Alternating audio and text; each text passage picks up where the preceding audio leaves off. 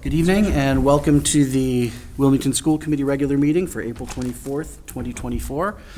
Present are Stephen Turner, MJ Burns, David Ragsdale, Jesse Fenley, and Madison Benoit.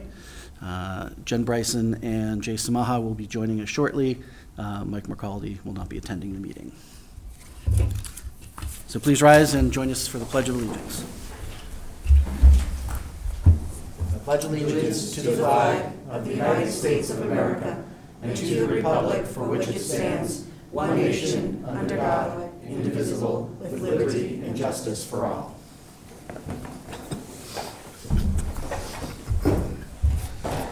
All right, next we have our student representatives from the high school. So it looks like we have Madison Benoit and Zim DeHart. So please join us. So good evening, and thank you for having us back once again. Recently, the Garden Club held a plant sale fundraiser for their club. It was a great success and allowed for students and staff to purchase plants to bring home.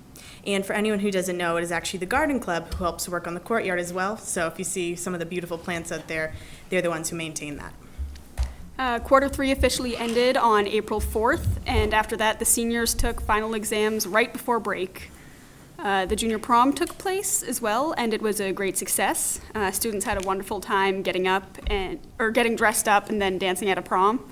They were so well behaved that the event staff complimented them for their behavior. Recently, the WHS Service Council held another Bridging Generations event where they sent students to do a rock painting activity across the street at the Senior Center. It was a great event to work on creating a strong Wilmington community. Hannah Bryson competed in the National Wrestling Tournament in Virginia, where she was the first Wilmington High wrestler to win 4 consecutive matches at the event. The counseling office put on another wonderful event, another wonderful career fair for students to attend. There were about 40 career presenters in a range of fields. Students were also able to learn about work and internship opportunities as well. On the Friday before break, the students attending the Spanish exchange program departed. They were able to spend time in Spain with the same students that they had hosted here in this fall, who also presented at the meeting. Students coming back have said that it was an amazing experience and they were able to learn a lot about Spanish culture and language. The Model UN Club attended another conference at Concord Academy. Students were able to debate on topics such as the Mexico-U.S. border, modern-day slavery, the 1979 Iran hostage crisis, and other topics.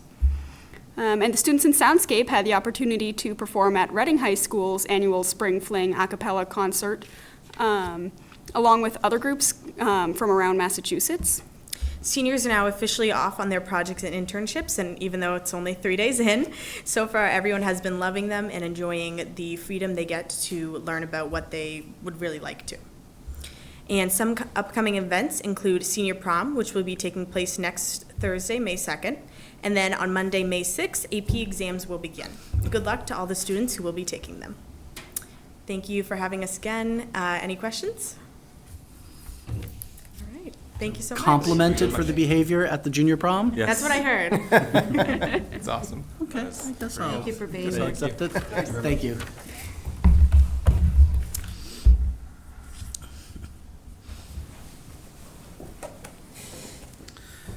All right, next we will move to our consent agenda, and we will be looking to take this all in one fell swoop unless there are any objections to that. Mr. Turner, comment? Should we do the WEF grants as a separate line, or are you just going to read through them prior to that? I was going to take everything, but, Okay. Well, together. Okay. So let's see, so we are approving, in this case, we have the minutes from the April 10th, 2024 regular session meeting. We have warrants, grants 26 and 27, revolving 52 through 55, local 87, 88, and 89, food service 55 through 59, circuit breaker 24 and 25, special education 50, 51, and 52, and payroll for April 24th, 2024 for warrants. We also have approval of the following 4 policies: policy GDA, GDBC, GDO, and GDBD. Approval of the disposal of OIT, information technology surplus equipment, and the acceptance of WEF technology grants in the total amount of $11,304.87. Do I have a motion? Motion by Ms. Burns, second by Mr. Fennelly. All in favor? And that is unanimous.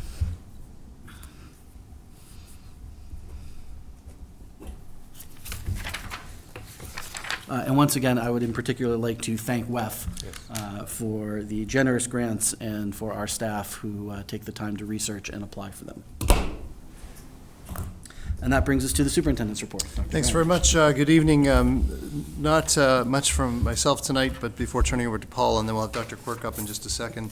On behalf of Mr. Ingram, who's not able to be here tonight, I wanted to share just informational for both the committee and the community around the athletic summer camps. Again, we're moving to host these here for what I have come to learn is for many years, actually 15th year overall, as I understand it, here by the athletic department. In the packet is highlights of the variety of activities that will be offered. These camps and activities will start on June 17th, and that's based upon our current end of this school year.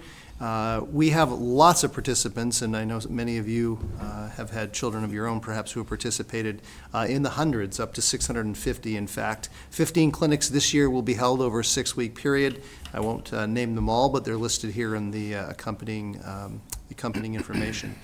One thing I think that we're pretty proud of, and I hope you are as a committee too, is the accessibility of these camps, but rather certainly there's a price, and that's different from our in-school year activities, most of our in-school year activities, but at $200 per week for these activities, for the number of hours that they're meeting in terms of other camps and opportunities around, we think that it's a pretty fair cost. One's shorter at $150, and that's tennis. There's no action needed from you tonight on this. This is informational. I know Mr. Ingram's memo indicated approval, but we've looked back to check, and we don't see any need for that. But so again, informational, and hopefully the community will get tuned into these. I know enrollment has already started. Happy to take any questions if you have any. Mr. Fennelly. One, if I could, and Dr. Brand, I recognize that this is Mr. Ingram's update. You might not know the answer, but the very last part of his memo says that once approved and dates are confirmed, the clinic information will be found on the website. Do we know or when to expect that will go live? So it's going to go live right after tonight. Okay. And we did have a bit of a, I won't say necessarily misunderstanding, but I think the thinking that the committee needed to approve, and it was after this. To that point, a couple of committee members have raised sort of the question of could we get the enrollment for these open, or the registration process for these open sooner in the year? And the short answer is we could, indeed.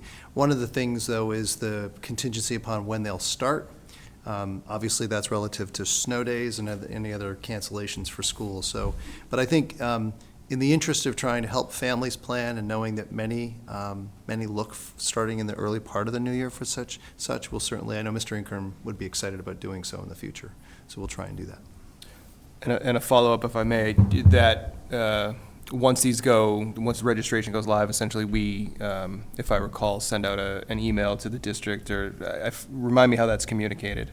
It does come out through the district. I think the high school, I think the other schools also will put reminders in their newsletters, but it'll first come from Mr. Ingram's office. Very good. Thank you. Thanks. Other questions or comments? All right. Okay, thank you. Second item under the report tonight is the fiscal year 23 end of year, EOY, end of year report. And very briefly, Mr. Ruggiero has an update to share with you on that. Thank you. In your packets, the audit results from our FY23 end of the year financial report. I think earlier in the school year or late fall, I had given you a copy of the end of the year report, which basically identifies every penny that comes in and every penny that goes out of the district, and then we have to have that looked at by independent auditors. So you have the report. There was one finding. It's the same finding that's been there for quite a while, and it has to do with how the town allocates costs back to the district. The same process has been used since I've been here. We just haven't, with a lot of reasons, but we haven't had it formalized yet. So that's something that to work with the town to just formalize the process they go through to allocate costs to the schools. Ms. Burns. So I too have been here for quite the time, and this always hits our audit. So at what juncture do we get penalized at some time in space with regards to not addressing this? Or is this best practice? Or I'm just trying to get the idea as to the significance of this area of the report, since it's almost sort of like a sore toe. You know, you're gonna expect it the next year, and it's just kind of hanging over. And I know with the new accounting system that the town has gotten up and running, I didn't know if, I thought I understood, and maybe I was wrong, that that system at some point would kind of fix that area of this audit. No, so right now, the same process has been used for many, many, many, many years. So I think if we change the process, Yeah. there would be more of an issue with the auditors. I think they just want us to have on paper the process the town goes through. Okay. So for instance, A guideline. exactly, so they charge back to the schools health insurance. Mm-hmm. The health insurance costs are borne within the town's budget. So they identify Wilmington Public School employees on health insurance, so those costs are just allocated back to us on paper. There's a public buildings, the custodians and so forth, that are all within the town budget. A portion of their costs get allocated Right. to the Our budget. schools. And that goes into the end of the year report, so it's all accounted for, and the methodology that's used is identified in the packet I get from the town. So the auditors have that back up on how the costs are allocated back to the schools. Okay. It's just not written down. It's not in writing, if you will. Thank you. All right. Any further questions? Okay. Okay, and the third item tonight under the superintendent's report is an update on our student advisory program, and I'll ask Dr. Quirk to come forward. This, just as she is doing so, just as a reminder for members of the committee, the advisory program, the purpose tonight is to provide the committee and the community with an update on this. You'll recall that this was one of the recommendations that came out of the program review for the middle school. And Dr. Quirk and many of her staff who have stepped up to serve as sort of the leadership group, if you will, of the advisory program have been working hard behind the scenes at the school to help sort of steer and chart the course for this program forward. At this point in the year, we thought it would be a good time to provide, again, the committee and the community with a bit of an update on the program. So Dr. Quirk, thanks for being here, and there is a slide deck that she'll go through that's in the packet for you tonight. Good evening. Good evening, welcome. Thanks. So as Dr. Brand had said, I'm going to go over an overview of the advisory program and where we are so far. So I thought it would be best to do a sort of timeline just so we can review everything. That it was identified in the spring of 2022 that there was a need for an advisory. A committee was developed. We have 4 staff members that I work with closely to help develop the curriculum, as well as assist staff with any questions they might have with that curriculum. The school year 22-23 was the first year of implementation. Whenever something new starts, I like to think of it in a 3-year cycle, knowing that, nothing's perfect the first time around, and that we should be tweaking and modifying as we go. In June of last year, I surveyed both the staff and the students, and we'll talk about some of those results tonight. This year, right now, is the second year of implementation. I surveyed the staff a little bit earlier to be prepared for this meeting and this presentation, and then next year would be the, with additional tweaks and things that we'll talk about as the presentation goes on. So the goals of the Wilmington Middle School Advisory is to provide a small student-to-staff ratio of groups to help build relationships between staff and students, right? That was our major goal, and also to set expectations of behaviors and responsibilities. We have sometimes extended advisory, like at the beginning of the year, where we go over bathroom expectations, auditorium expectations, things of that nature, so students are clear as to what we're expecting when those things happen. Also as well, to build traditions that both the staff and the students look forward to. We're going to talk about some of those as we get through this presentation. And the final goal, and one that we uphold, is to consistently meet once in a 6-day cycle for 30 minutes is when advisory happens. It happens on a blue day 1, if you're familiar with the middle school schedule. So this slide, there's a lot on this slide, but this talks about some of the results from the survey last year, just so that you understand. On the left-hand side were the suggestions from both staff and students, and some changes that we saw that we made, and that would have been seen this year based upon that. So, you have to understand that directed study was something that we had during the pandemic to provide students with extra intervention time, and then the next year we had it every day during the pandemic, and then we moved to once a day, once a week, I should say, and so they wanted more directed study time back, was what was some of the things that was coming back in the survey, which has been reflected in that we have WinBlock now, What I Need, which is our MTSS support, intervention support block that we have once every day. Bullying topics to be covered more, we are utilizing the MARC program. And what we have, I believe it's 29 lessons that a middle school student should experience with that program. And so last year, because we had to start fresh, we had everyone do the first 9. This year, the 6th grade is doing the first 9, and 7th and 8th are doing the next set. And then, so next year's 8th grade students would have it as they matriculate, so going forward, we'll have it as they matriculate through. More fun activities to be included, so, and you'll see some of the pictures of things. The snowman activity is one that the students really get into, where they, as a group, decorate a snowman, and we put them throughout the building. We do a door decorating contest and things of that nature, which they really do enjoy. Multicultural activities and content, so we started that with the Black History Month. Last year, we've built on that and had more videos, and we plan on continuing that, adding more pieces with different cultures. We have a social emotional learning check-in. We've tried different forms of it. At first, it was if you're familiar, a Google Doc that the students had to replicate and fill out. We then changed it to a form, and I was able to figure out, which then populated this huge spreadsheet. I was able to figure out how to program individual spreadsheets so that each advisor gets their 10 to 12 students' answers directly to them and not get the other students' information. So it's concentrated for them, and that seems to have worked out really well. And we do that every other advisory as like a warm-up. Concerns expressed about homework, help with homework and planning and time management. So one of the things that we did this year in the WinBlock was the first 6 weeks were lessons on executive functioning and study skills that all students had.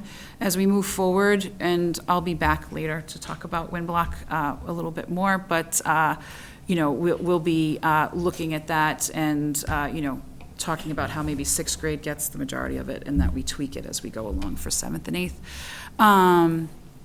Again, the staff feedback on the advisory check-in form and the groupings.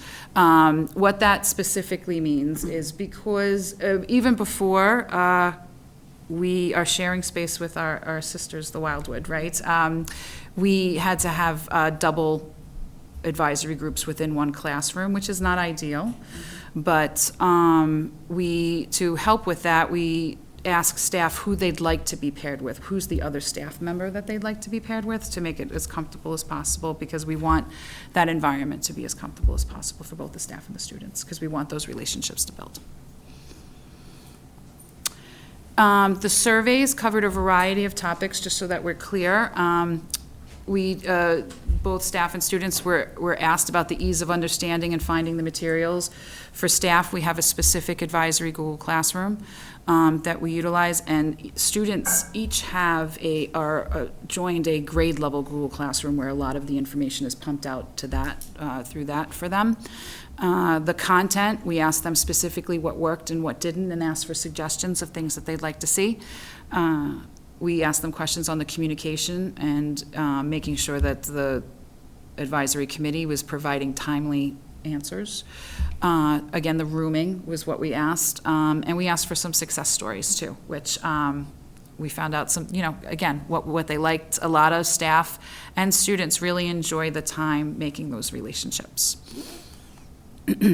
Items that we plan on working for next year, and this came directly out of the survey that we just completed in March, providing differentiating lessons across the different grades. So what this means is that we are going to work this summer to make sure that we have a clear curriculum for the 6th grade, the 7th grade, and the 8th grade. There will be overlapping activities and perhaps lessons, but that we build on them from year to year rather than the same lesson each year. Lessons that deal with specific discipline issues that we've experienced, like I said at the beginning or earlier. At the beginning of the year, we have extended advisories to go over expectations with students. As we go through every year, there are different things that come up, right? For example, we've had some issues with some vandalism, so we'll talk about, we'll have lessons about that and the importance of not doing it and what it does to a community, and things of that nature.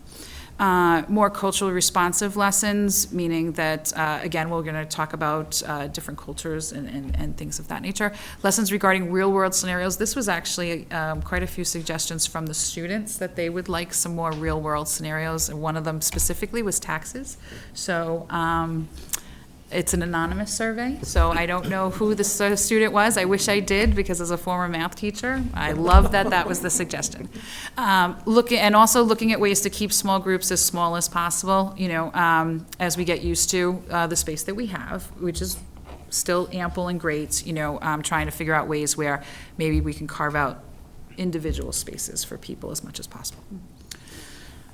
And to loop or not to loop. So this is a question that we ask both the staff and the students. Looping refers to the grouping model that allows staff to have the same students each year and vice versa. So an example of that we currently do is with our assistant principals and school counselors. As a 6th grade parent, you would meet an assistant principal and a counselor, and they will matriculate through this 3 years with your student, so you have those consistent points of contact.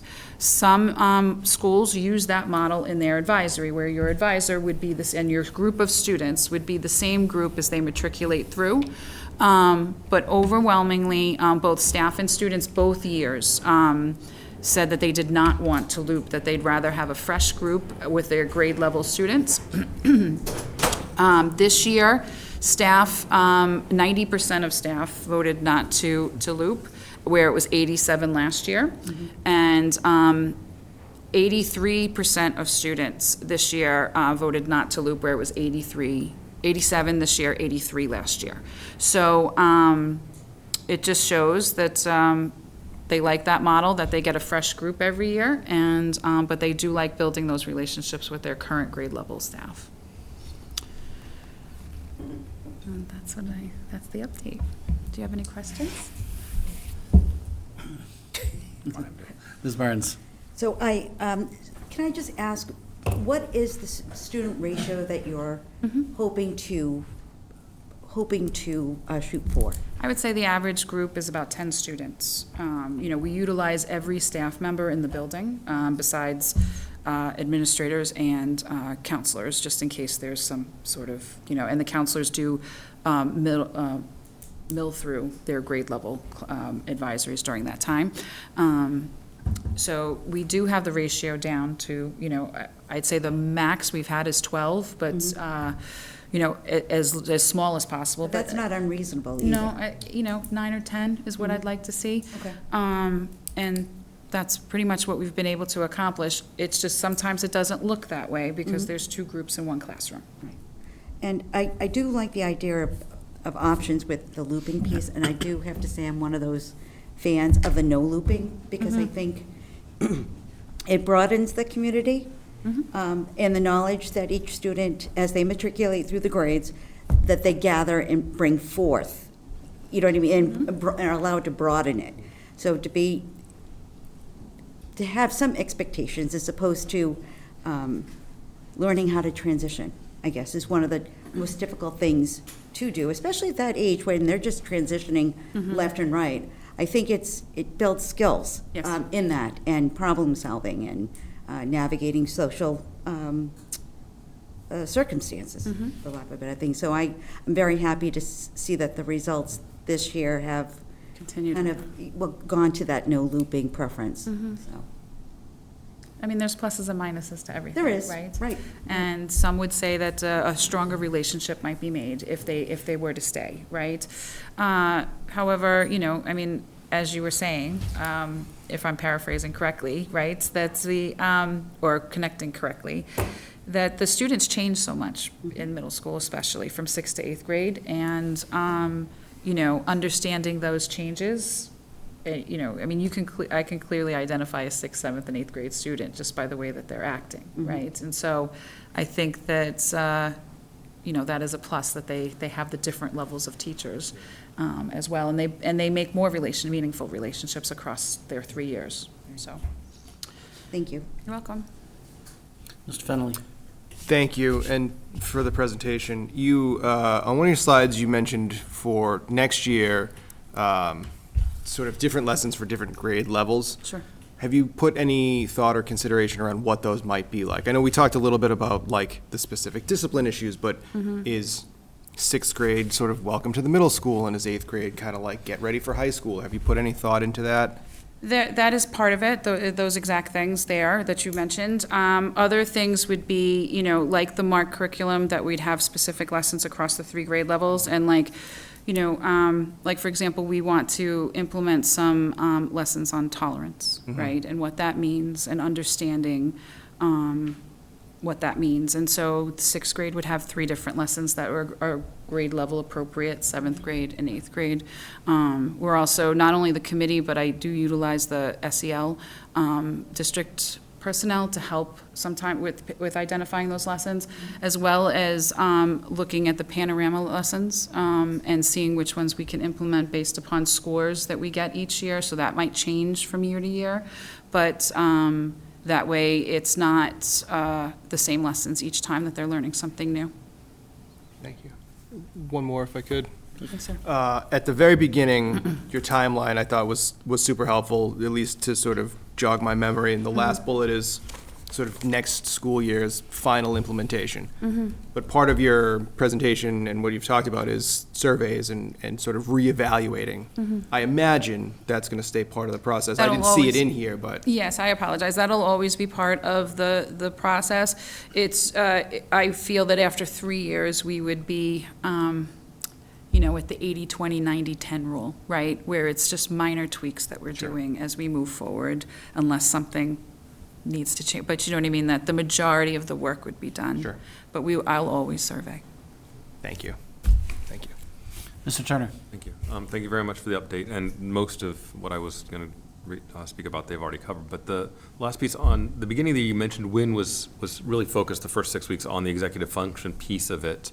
In this current year, with WINs maturing into next year, where you'll have more data as you're coming into the school year, do you anticipate using the first 6 weeks of WIN in the same way, or do you anticipate more of the executive function piece coming into advisory, so WIN can be more quickly focused on more of the specific topics raised in the MTSS? That decision hasn't been completely made yet, but I imagine that, you know, one of the things that I've talked about with some of my team members is that, you know, maybe not 6 weeks, but that as a 6th grader coming in, that we might need to give a more robust introduction to it.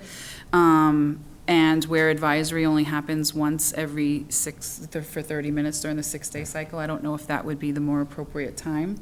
But that, you know, maybe it might only be a week or, you know, or so of lessons for like a 7th and 8th grader, that they could get to understand very quickly what the expectations of their teachers are, and you know, as they get older, the work gets different and harder, and so what needs to change for them as well. That makes sense. Yeah, thank you. Okay. When we originally did the middle school review, when we were working with AMLE. Yes, sir. And we got their recommendations. My recollection was that the recommendation to add advisory was based on an overarching purpose of trying to establish more of a sense of connection in the school, more of a sense of belonging, and to give students kind of another opportunity to have just like an adult that they see consistently and not just in an academic setting. Correct. Where, that they can build relationships with and have just sort of someone else that they feel, that every student has, someone, or ideally more than someone, but at least someone that They they have the feel. one, right. That they feel that they can really go to if they need to. How would we think about determining how well it's achieving that purpose? Like when we do the end of year kind of climate survey, what kind of things are we expecting, or at least hoping to see, to know whether it's sort of having that overarching effect? I would say that, as I stated earlier, when I came earlier about the school improvement plan, that the results of the panorama survey with our sense of belonging being 8 points higher, I would directly put that in that with advisory. We do ask students, are they comfortable? I don't have the results in front of me, but I can absolutely get them for you. But we do, sir, when we survey students, we ask them, are you comfortable with the kids, the other students that were in your group, and also with your advisor, right? So do you feel that there's someone that you can go to? And so I see those results, and they're quite high. So, I think that that's another connection there. Does that make sense? Mhm. Does that answer your question? Okay. I think so. And then just going to the looping question, you can't get 90% of people to agree that they like ice cream. So, you see something that says 90% of the staff say like, no, we don't want to loop, we want to do this other thing. Mirrored by 87% of the students. I mean, you don't find that kind of consensus with anything. So that at least is the easiest decision that ever needed to be made. Yeah. And how to approach that. So often when you survey people, and the data sometimes is such a mixed bag, and you're just like, well, there's this, on the one hand there's this, and the other hand there's that. These people like this, these other people like that. How do we weigh the stakeholders and their different? No, that's just like no. Everyone wants to do it this way. Yes. So that is nice and simple. Are there any other questions or comments about advisory block at this point? I can say that I have heard excellent reports about advisory block from my sixth grader. Fantastic. So, so thumbs up from advisory from within the Ragsdale household. Wind block, if I may, wind block was mentioned, and certainly it's the intention to provide the committee with an update a little bit later in the year. I know there's not a lot of time left, but it is part and parcel with some of the work and planning on MTSS as an update to the committee. So please stay tuned for that. Thank you. Thanks, Dr. Work. Thank you. Thank you. Thanks, Dr. Quirk. Thank you very much. All right. I think we should handle this without Jay and Jen here yet. Am I running out to the track? Oh, I'm sorry? Am I running out to the track to find people? Well, that's the question. If we want to just kind of like quickly move on to something else briefly. 'Cause I don't want it to go too long. Yeah, I mean, I would have suggested like the retreat discussion, but I think Jen and Jay should be here for that one as well. Yeah. Tell you what, I'm sorry. Go ahead. No, go ahead. I suggest that we do one more item of business, and maybe do the transportation update. Okay. And then we'll, Yep. and then we'll get started, because I Let's don't do think it. that will take too long. Perfect. Thank you. Mr. Frederick, come on forward. Uh, Thank you for that adjustment, your willingness to do so. Do you want to come? Yeah, sure. So we'll take item C of new business and move that forward into the agenda. That's all right. As Lisa gets settled with us, so there are a couple of things as some context for this item. It is under new business. Again, we'll take it out of order here. But it was with intention to provide the committee and our community with an update relative to school bus transportation. We've obviously had a lot of discussion and around that earlier in the year, but it's with a focus on next year that is really the intention around this update. There are a couple of documents, 3 documents in fact, in the packet, of which collectively will be walked through in a few moments. First, an update overall on where Ms. Fretra is in her planning right now for next year. Like so many other things in any school district, while we're still in the midst of obviously winding down this school year, the thinking has begun, the planning has begun for next year, and I know that one of the big changes was the addition of the 7 17th bus, and where does that sort of situate us for that respective planning. The other thing, though, that came out of the last number of months is a specific focus on bus expectations, and we talked obviously at great length about that in the fall as it related to sort of our struggles with the adjustments, but also the recognition and the support of the school committee at the time to put together sort of a framework around what our community can expect and what we believe is reasonable and appropriate around the operation of this service. And so there's a document that's in here that we'll speak at more length to in a few moments that is thanks to the work of many of the committee members and Ms. Fretra as well, too. So with that, do you want to start with sort of where our thinking is? We don't have a presentation for this, right? It's just the items in the packet. don't. So, Well, there's not going to be a whole ton of changes from where we are at right now. I will be logistically, like some of the routes with the October changes that we set forth, they kind of threw things a little bit of a skew here. So I will be making some of the routes a little bit more logistically sound from an area of how they're traveling. Aside from that, I won't put as much of a focus on ridership as I did last year. Not that it won't be a focal point, but we are still seeing a number of students registering for the buses that aren't using them, specifically at the secondary levels. So my main focus last year when routing was to ensure that we had 2 students per seat and absolutely no more than that. Even though the bus capacity is at 71 to 77, I kept the capacity at 51 to ensure everybody had a comfortable ride. Since we are seeing so many of our vehicles still not at capacity from the riders, registering for the bus and not utilizing them or utilizing them only occasionally, a focus will go back more to logistics with ridership as, obviously consideration, but not as high of a consideration as it was last year.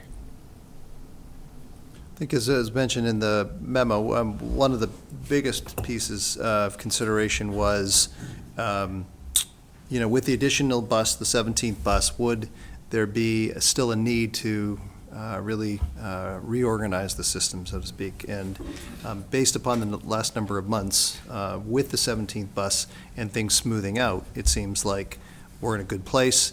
The inclusion of the data, the third item in the packet, was an effort to try and provide a window in terms of what those times look like, keeping in mind that in any particular day, something can happen, as was the case this morning with the water main breakage on Glen Road and that needing to change a whole lot of things. But by and large, with so many weeks, so many months now of operation, things are at a place where there seems to be a good confidence in that leaving things with some adjustments relatively the same. Ms. Fretra and I talked at length about the school start times, and just to be clear, not a discussion around returning to where we changed from, but rather still within the purview of the school committee, slight adjustments or slight tweaks here or there, a couple of minutes here, a couple of minutes there. Would that be helpful to make things run smoother? After a lot of consideration, the answer seems to be no, and there's no recommendation at this time to make any changes to our school start times, and that's highlighted in the memo. And so those were the sort of the 2 big things. So largely things will remain similar to what they are this year. The one thing is the afternoon buses. That was a change. Could you speak a little bit more, and as a reminder to the committee, around some of our students riding different buses in the afternoon versus the morning, and how that's looking like, what that looks like for next year? So currently, we do have students who have a different bus assignment in the morning than they do in the afternoon. And we're having, essentially splitting the fleet almost, not really splitting it, but having some just service one side of town and the others on the other side of town. And that's just to have more buses available at the bell time, wherever it may be, whether it be Shawshene West or the North and Woburn. It's not something unheard of in other districts. And we will continue with this method. It is a little bit of confusion at the start of the school year for the students and families, but they've adapted well this year, and it seems to be what works best for this town, what works best for Wilmington in order to get students home fastest. Ms. Burns? So, as with every new year, there's a bunch of transition the first couple of weeks. Do you foresee, and I won't hold you to anything black and white, but that we will get into a groove much sooner than we have had this previous year, and only, move forward with the pickup times, the drop-off times? Yes, I really do feel we're going to, within a few weeks. One of the biggest challenges at the start of the school year, well, two of them are, our summer traffic patterns, our summer commuters. School opens, they may not realize it, and all of a sudden, they have to find their new paths to avoid our buses, to avoid the school zones. So that usually takes a couple of weeks before it's like, all right, this isn't working anymore. I've got to find a new route. And also, as students adapt, and I can't stress enough, it's so important for students to be prepared before school starts as much as they possibly can, by knowing their routes. It's very common for when our fifth graders move up to middle school in the afternoon, they board their elementary bus. It's force of habit. It's what they've been doing for the past 5 years.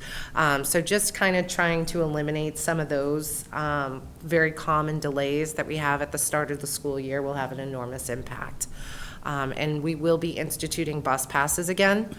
And I will be color coding them by bus to help staff more easily identify as well, and the drivers, okay, this one belongs with me. As we're all getting to know each other and fall into that routine again. So we're hoping the bus passes will have an enormous impact with students not boarding the wrong vehicles. When we do have situations like that, the drivers have to either return them back to the school or return them to where their appropriate stop is so that they're safely within walking distance from their home. I get one other thing, I think. Kindergarten is also play a role in this, as they start for the first time, some of them on a bus, and it's usually a week after the group 1 to 12 starts. That always causes a little bit of a hiccup, if you will, just from a timing standpoint.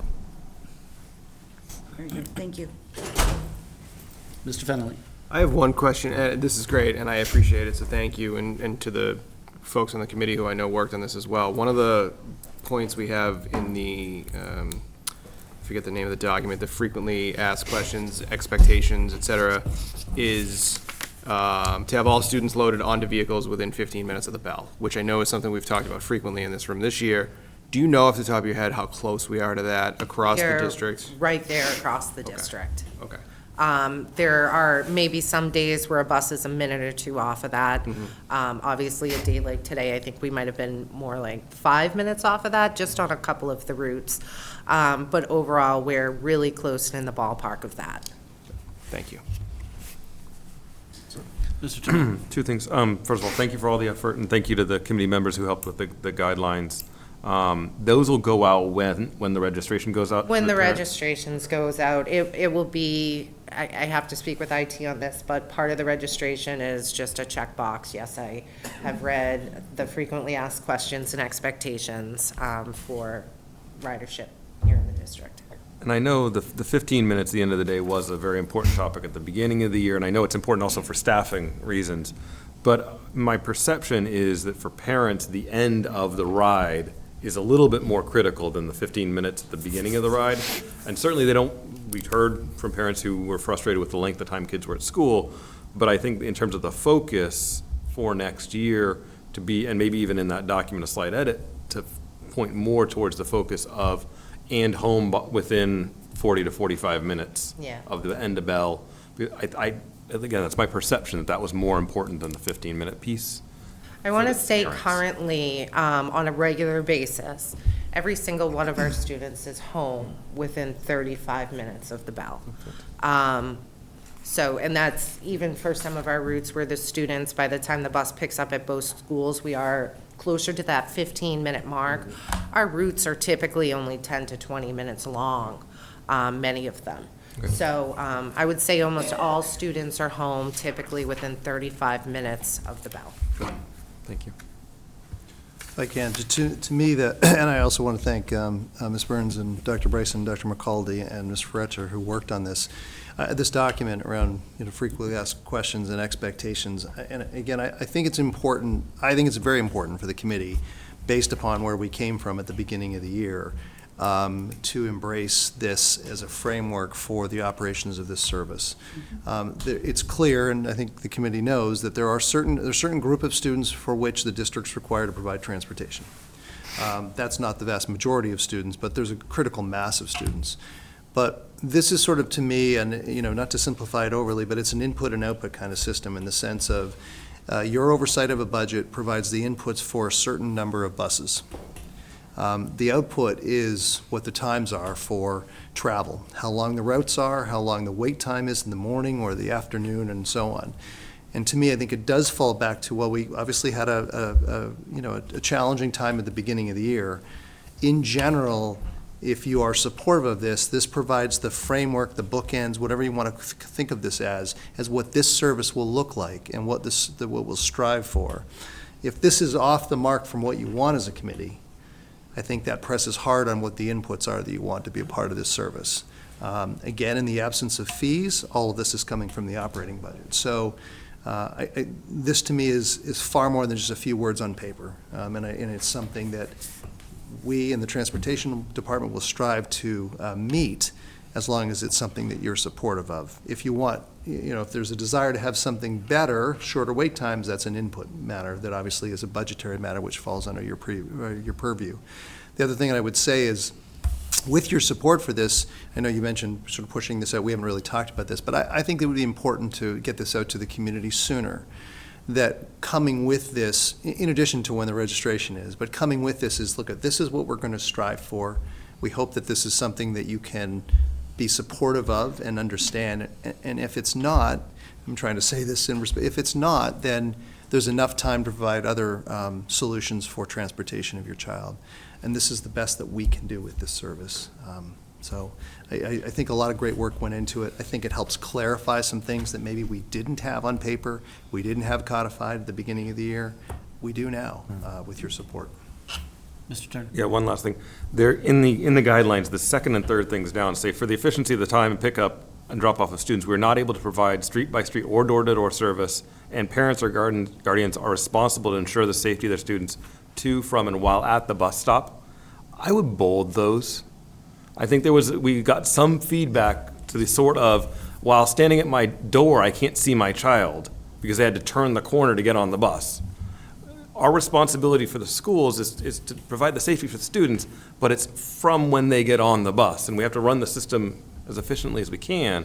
And there are limitations and normal sort of expectations of the parents are that, that's their responsibility. I think it's important for them that to be acknowledged by the parents particularly. I think safety is such a, it's different for everybody. Yeah. And unfortunately, as a district who can't feasibly provide door-to-door service, as most districts cannot, we use traffic data, the support of the police department, a little bit of common sense in this, but I do very much understand that safety is different for everybody. So while we can't necessarily ensure we make every family comfortable, we can set the guideline that, okay, then going to the bus stops is a family event, with parents involved as well. Ms. Burns? I was just going to actually touch upon that I think bolding, and I think we had talked about certain areas to bold, and we don't want to come across aggressive, but the other thing is bolding is not going to replace the common sense of being a parental role. And I think everybody does, and I think sometimes it's different for everybody with their kids and whatnot, but I do think, just to touch upon what Dr. Brand said, that it's the expectations, it's also a guideline and a resource to rely on. And I'm hoping that we can get that up on the district website, which I presume we would be going up as a reference. I think, knowing about what it looks like for the CARES piece, half days and early dismissals, especially unexpected piece. I think it does provide a resource. And I think feedback is good for, in anything that we create, and because it always can be revisited as our community and our transportation system and our schools change. I think it should be, I mean, principle-wise, I think it's a solid foundation, but, you know, in another 10 years, there may be certain tweaks that may need to be considered, I don't know what, or even added at that respect. So I do think this is a very good resource and guideline that, for the most part, you came up with, but we just refined, you know, but thank you for doing that. Can you talk a little bit about the bus pass? Specifically, I think that in the memo I read that there's going to be like a zip tie or lanyard or something so people can attach it to a bag. Yep. So during the pandemic, we began utilizing bus passes. They were all blue. They were hole punched, and zip ties were provided so that students could secure them to their backpacks, so they didn't get lost, forgotten, stolen, whatever it may be. The cards are going to be in similar fashion with a hole punch, and a zip tie will be provided so they can be secured to all their backpacks. So we don't have students fumbling around looking for them, so they don't get lost or stolen. And they're easy visual piece for the drivers as well and for staff. So the bus passes will go out in August, probably before school starts at some point, and they can be attached to every student's backpack. I'm not saying they don't break, but by the time they start going, you know, everybody's going to be firmly into their schedules and routines. The drivers are going to be familiar with the students, and the students are going to be familiar with where they're going. Is there a plan for if like a student brings a different bag one day and it's like, you know, they didn't lose it, but it's just, oh, I have a different backpack, or? Yeah, they just need to tell a staff member, and I can make sure the driver gets a heads up on it. I know when, you know, during the pandemic, when we utilized them, we really didn't have much of an issue with this. Any other questions? All right, thank you very much. Thank you. Thank you. Thank you. Thank you for your service. Thank you. Appreciate it.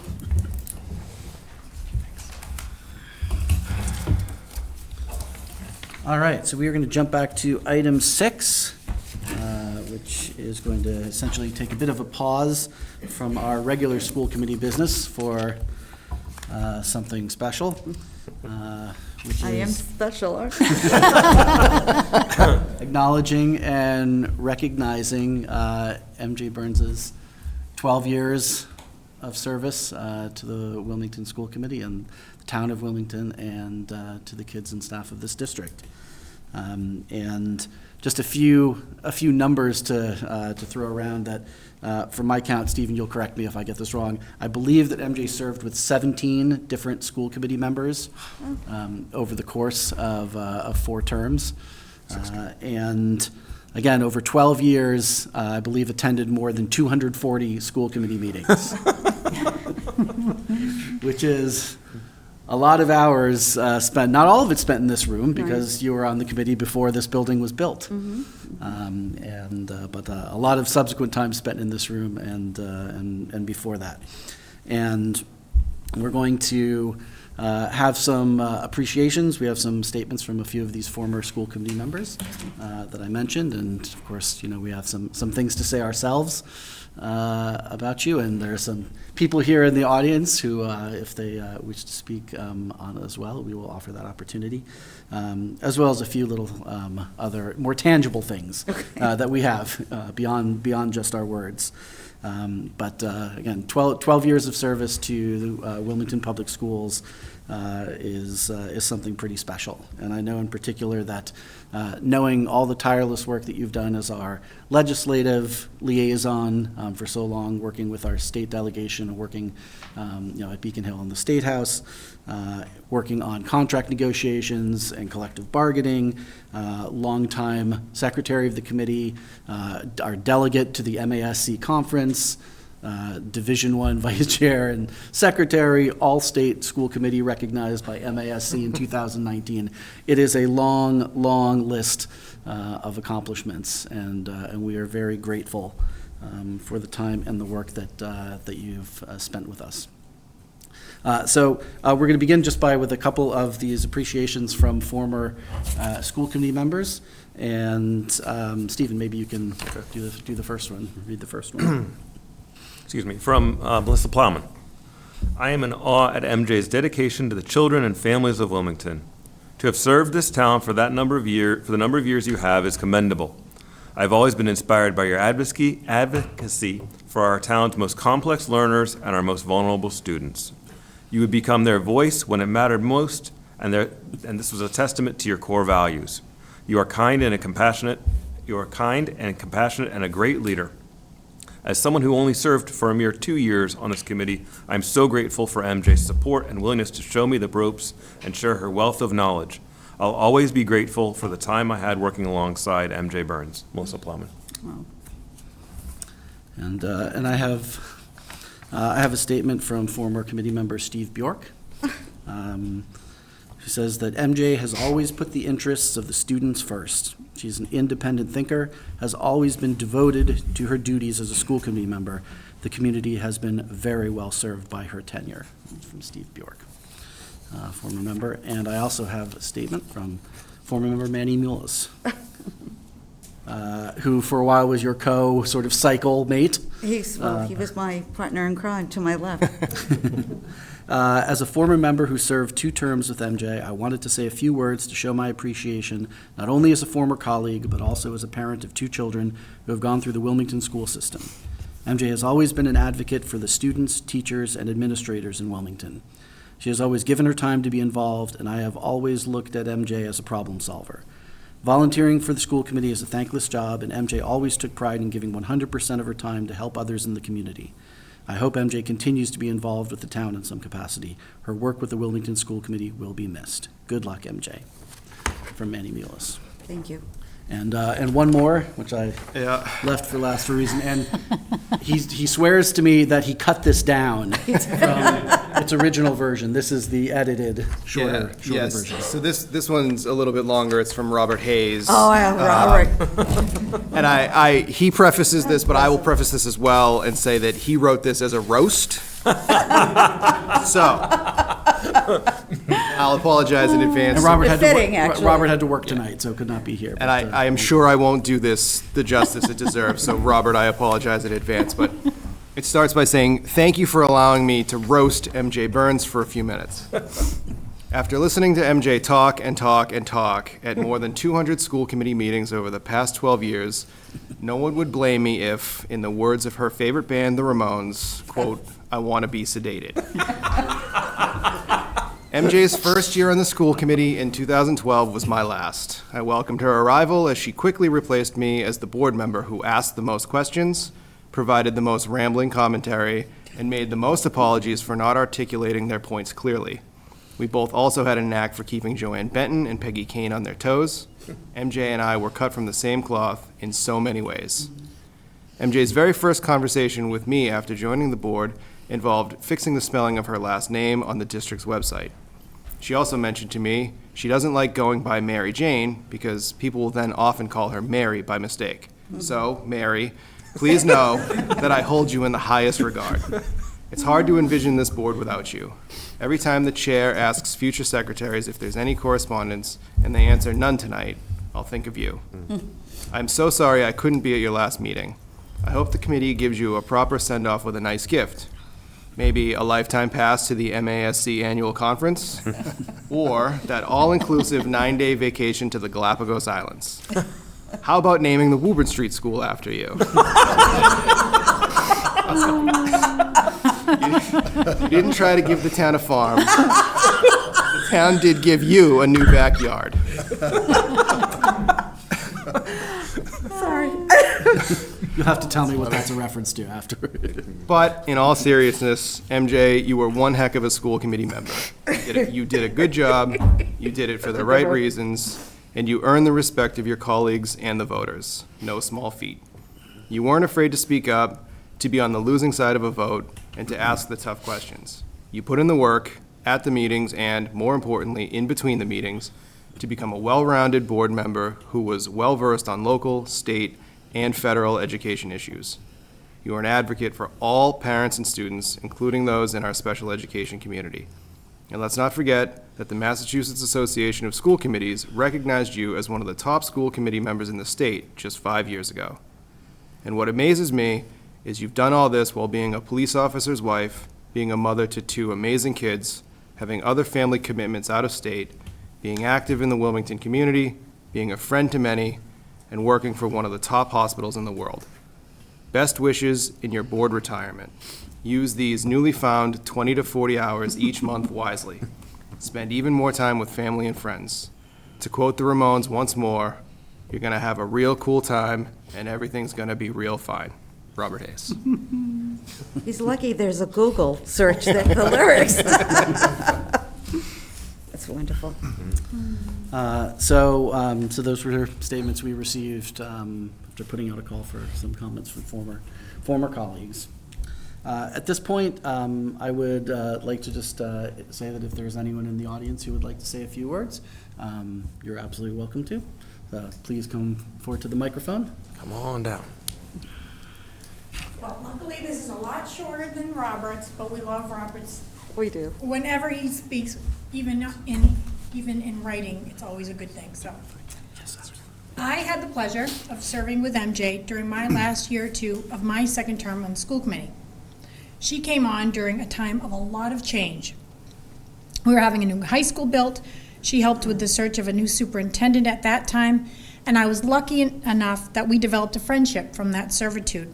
And even after I left school committee and continued with the Wilmington Education Foundation, she was always so supportive of everything that we did and was always lending an ear. She's always been a fierce advocate for the staff and students. And whether you disagreed or agreed with her, sometimes we did both, you always knew she cared. She's never been idle since her first day. She's professional, but unafraid of ruffling feathers when the need arose, and always gave the position 100%. I couldn't have asked for a better person to serve with, and I am happy she's finally retiring for some volunteer R&R. Congratulations, Thank you MJ. very much, Leslie. Thank you. You're welcome. Thank you, Leslie. Anyone else who would like to say anything? Oh, Sean, please come. Scott, keep saying. MJ, I want to say thank you. As a finance committee member, I can attest that you've always been a champion of the school budget. Anytime the finance committee has met to discuss the schools, you've shown up to our meetings. It won't be a surprise to anyone here that you've always been very vocal in, let us know what you thought. But it's your knowledge when you're speaking has been so great. You've always, answered questions or given a great explanation for something. So I really want to thank you for that. As a parent, I think like most parents in this community, we don't understand how much you have done for our kids.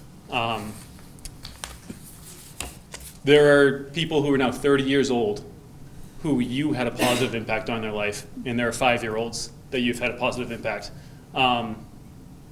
So I just want to say thank you for all of your years of service to the town. Thank you. It's really appreciated. Thank you so very much for being here. Thank you. Scott.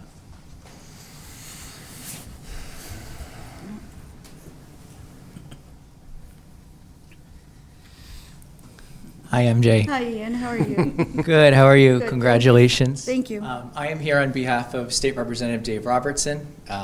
MJ has always been a friend of the office and a tireless advocate for the Wilmington Public School System, all of the students, faculty, and families of Wilmington. I just wanted to bring a citation in on behalf of Representative Robertson. Unfortunately, the budget debate is still going on late into the Does evening. he need help? His phone is always right by his side. But the budget debate is still going on, so unfortunately he couldn't be here this evening, but certainly he wishes he could be here. But on his behalf, I also just wanted to say that you've been a fantastic resource of letting Representative Robertson and myself know the status of Wilmington Public Schools and the status of education in Wilmington, and advocating for everyone, from every student to those with special needs. So on behalf of that, I just want to read out, if you don't mind, Chair, the citation. So the Commonwealth of Massachusetts House of Representatives, be it hereby known to all, the Massachusetts House of Representatives offers its sincerest congratulations to MJ Burns in recognition of your 12 years of dedicated service on the Wilmington School Committee. Your passionate and unwavering advocacy for the needs of the Wilmington Public School System, faculty, students, and families inspires the entire Wilmington community. The entire membership extends its very best wishes and expresses the hope for future good fortune and continued success in all endeavors. Given this 24th day of April 2024 by Speaker of the House Ronald Mariano and State Representative David Allen Robertson. Chair, if I may, could I have a picture with MJ? Absolutely. Can I have a picture with Ian? And we also intend, after we're sort of finished with the ceremony, I'll do it. to recess for a few minutes for some additional photos, but absolutely we can pause here for that.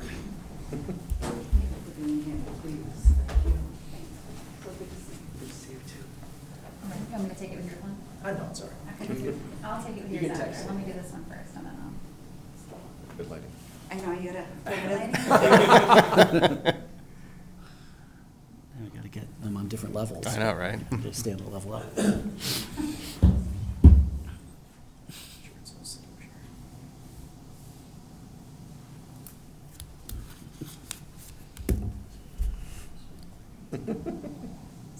You doing something with Ian? I have too much security on my phone, I'm sorry. That's all right. Sorry, I'm trying to bolster it here. That's good. Perfect. Okay, excellent. Thank you so much.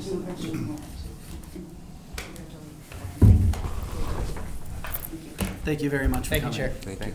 And if I could just mention briefly, I had spoken to Ian previously, and both Senator Feingold and TAR's offices, they were both unfortunately unavailable, but are coordinating something between the two of them for you as well. So they'll be in touch. Thank you. All right, is there anyone else who would like to say anything before the school committee superintendent have a few words? All right, Dr. Brand, do you have?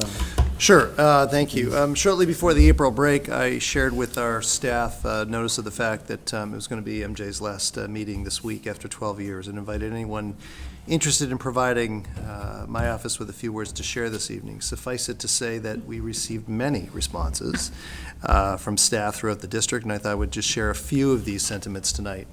I won't read them all because there were a lot. But a lot of checks cashed. From one of our educators who shared that I've watched meetings for years. Ms. Burns' care for the students and dedication to her role was always evident.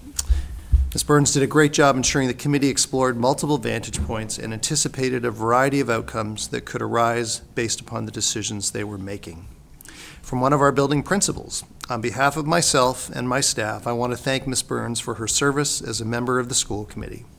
Over the years, MJ has shown nothing but dedication to our school community. Her efforts and commitment to the Wilmington Public Schools students and families have not gone unnoticed. We appreciate her support and her contributions during her time as a long-standing school committee member. Our door is always open to you. We could always use a volunteer in the lunchroom. On behalf of this Office of Student Support Services, we thank you, MJ, for 12 years of dedication to all of the students and families of the Wilmington Public Schools. Your deep commitment, advocacy, and understanding of special education, social emotional learning, and wellness has ensured the district has made significant strides in growth during your time serving on the school committee. We truly believe that without your support, the office would not be the resource that it is for students, families, and staff, and the larger Wilmington community. And finally, for myself, thank you for your unwavering dedication and service to the children, staff, families, and those that are all connected to the Wilmington Public Schools. Your advocacy for public education over the last 12 years at both the state and local level has been inspiring and is noted by all who have worked with you. The commitment of a school committee member is often intense and well beyond what most would ever know, but I want to thank you for your tireless work, support, and commitment to helping our team support our students and the programs that serve them. Good luck. Thank you so very much. Thank you so sincerely. I am. All right, school committee members, who's up? I can go by youngest, most recent, not youngest, I'm oldest, I suppose. Now you are. Now. Once I get. So MJ, thank you very much. I've had the great fortune of sitting here for the last 2 years next to you. Your passion, your knowledge, your enthusiasm for the students, all the students, faculty and staff of Wilmington, is amazing and been inspiring to me. Particular of your knowledge and caring and compassion for all the children with special needs is outstanding. And I will certainly never forget going to MASC conference with you last in November of '22. Not only did you provide me with all the lowdown and the guide to the conference, you were clearly the mayor of it.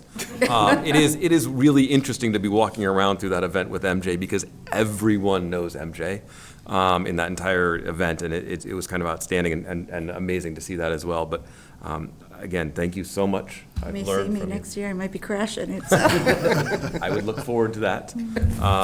So no, I very much appreciate, and I've learned so much from you. Thank you. I really thank you so much for all your service. Thank you, Stephen. Want me to go? Go ahead. All right. Oh, MJ, there's so much to say. I think I've served longest with you at this table, so 7 years. And up until this very last week, I thought, wow, she is just, I mean, you're sending emails. Like, don't forget to look at this. Look at the language here. Look at, and I'm like, wow, like until the very last minute that I actually thought you were going to come in tonight and say, you know what, actually, I'm all good. I'm going to stay. There's no way she's leaving.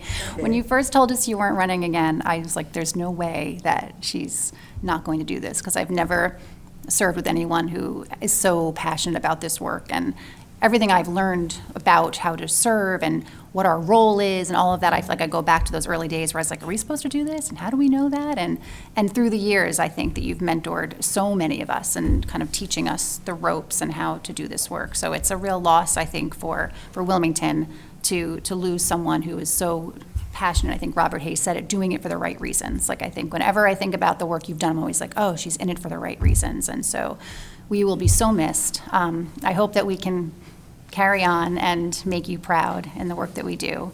I do hope we see you at MASC, because I'm not sure any of us know how to even navigate that place without you. I'm like, what are we going to do without you? And I just think all the roles that you've served and being able to just step in and say, yes, I'll take care of it, I'll do it, I'll serve. Come out the other door. What's the matter? Jay. Oh, Jay's trying to get in? The other door. We'll let him in. You're just in time, you're up. No, I'm kidding. So from the bottom of our hearts, we are so, so grateful for all that you've done, and we do hope you won't be a stranger. I'm sure you won't be, but we'll still be calling and texting and asking for your opinion. But Wilmington has been very, very lucky to have you, and so thank you. We're still going to get questions on the packet. Oh, yeah. I know, I hope so. Well, that's 3 hours out of, back of his weekend he gets back. Just you want to go next? Yeah, sure, I'll go. Give Jay just a moment to catch his breath. I'll go next, yeah. First of all, I echo everything that's been said in this room, MJ.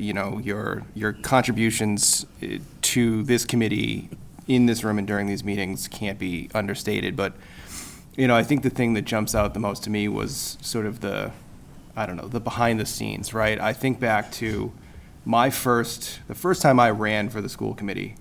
I reached out to everybody I could think of, current members, former members, like folks like Joe Newhouse, who was involved with the CPAC, and everybody was super generous with their time and their information and their knowledge.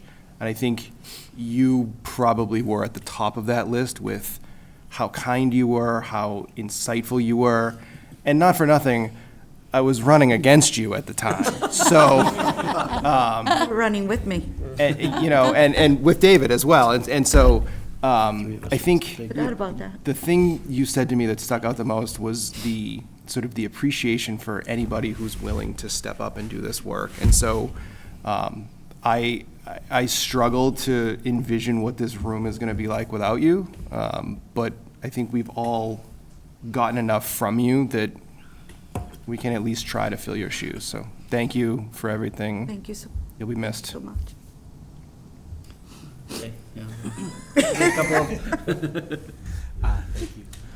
Thank you. I think I want to just say thank you, MJ, for everything that you've done for the Wilmington schools, the committee. You've been such an invaluable voice. I know, thinking just about what Jesse was saying, where, you know, when I joined, I reached out to you, and I remember having just a really good, down-to-earth conversation with you about the work and what all of this entailed, and it really sort of helped me when I first joined the committee. You know, I think you've always been a voice that, you know, there's been times where we've disagreed on things. There's times that we've been in complete agreement on things.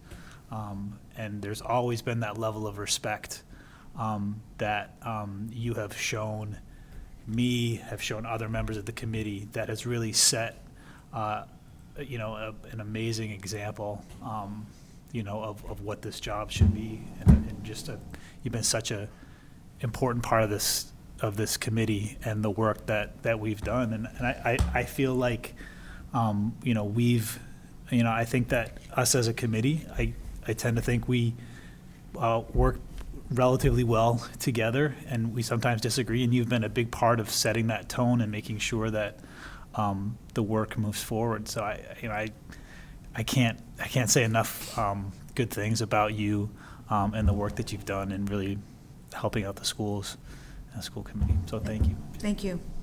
Thank you. Is it my turn or is it your turn? Not yet. So I want to express my deep appreciation for all the work you've done and my admiration for how you've approached this work for all the time that I've known you. And you've been a mentor to so many on this committee and a source of continuity. The invaluable history and knowledge that you have of sort of where things came from in the district. You can only understand often where you are by knowing where you've been and where you've come from. And that's been so important to the work of the committee to know that. I was struck a little bit by the spirit of Linda Peters, and so I wrote a poem that I'm going to conclude with, and it goes like this: Come, Wilmingtonians, as I tell the tale of one who committed that she'd never fail to fight for this district to be at its best. And in this endeavor, never did she rest. MJ Burns was her name, and in 2012, she joined this committee, putting town over self, and began her noble work here for WPS, with lots of work, lots of reading, and sometimes lots of stress.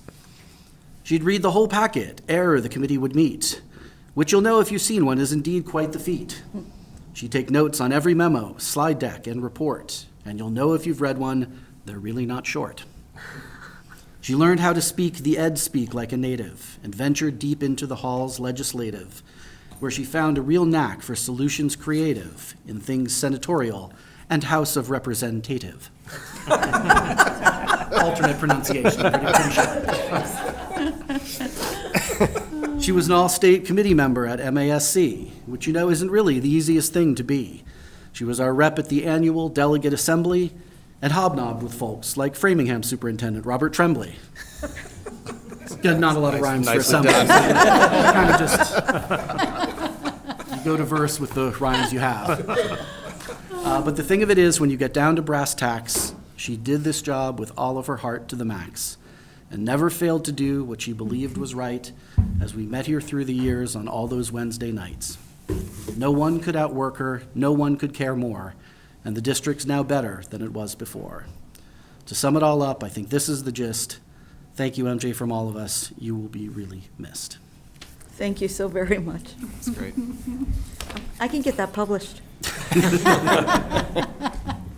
We'll find a way. All right, and we have a couple of tangible things to actually give you as well, not just our words.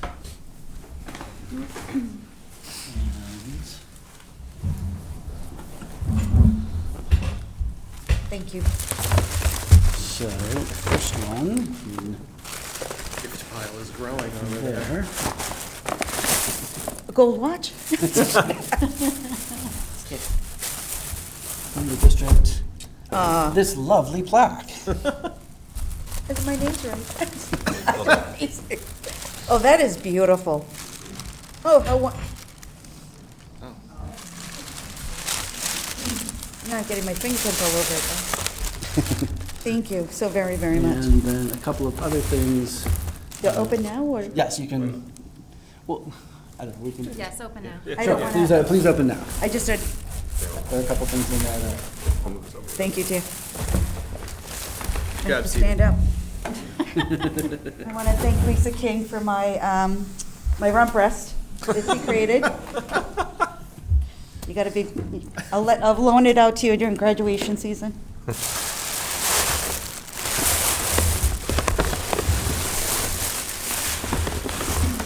Oh my God. Hey.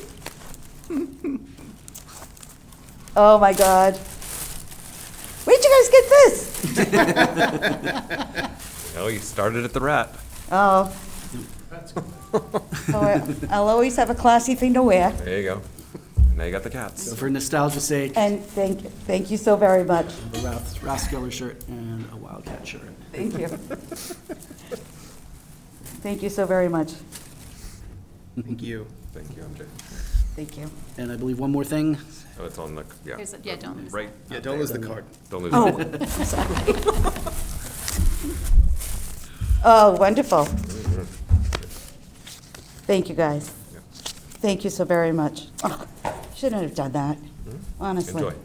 Thank you. Maybe in 2 weeks on Wednesday night, you can go for dinner. But how am I going to yell at the TV Okay, would you like to say a few words? Sure. You know, I never can pass up an opportunity, right? I do have to say that I think Robert hit it out of the park. Knows me so well. So I wrote something, and I'm going to try to stick to the script, but I don't think in my 12 years I've ever been able to. But there's always a first, and I'm going to try to get through this. So as I sit here before you today, I find it difficult to express the depth of my gratitude for the privilege of serving alongside such an exceptional group of individuals. The journey we've embarked upon together has been nothing short of extraordinary, and it's with a profound sense of appreciation that I reflect on the memories we've created and the challenges we've overcome as a team. To my fellow board members and the dedicated members of our district leadership, you have been the cornerstone of my experience.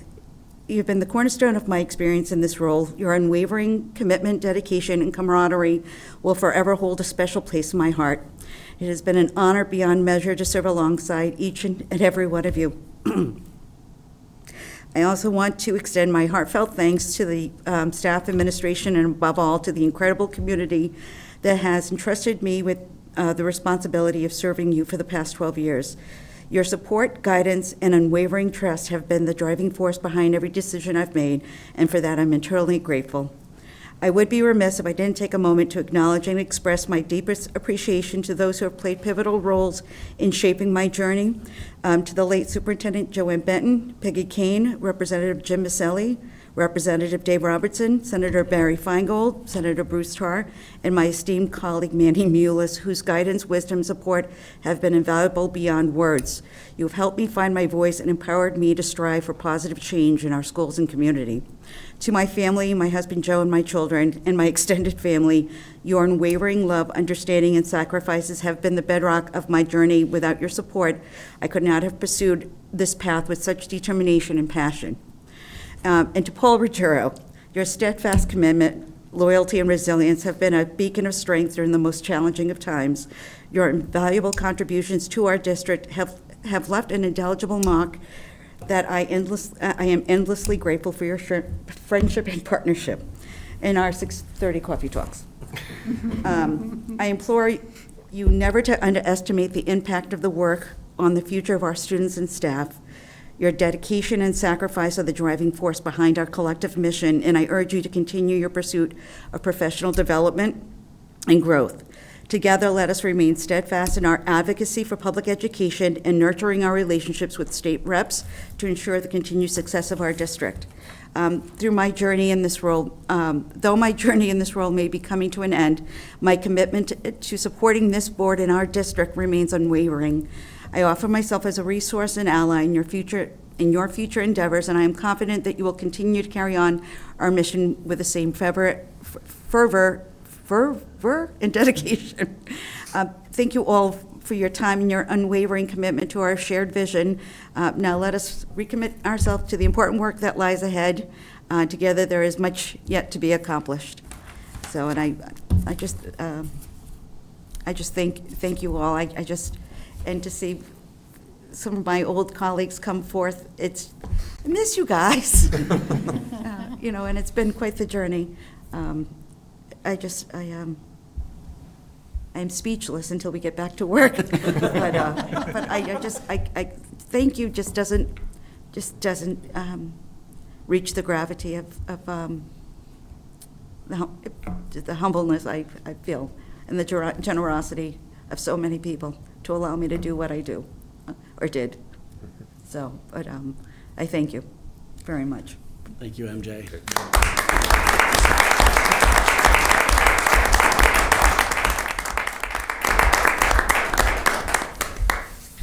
All right, Mr. Fenelon. I would move that we take a brief recess.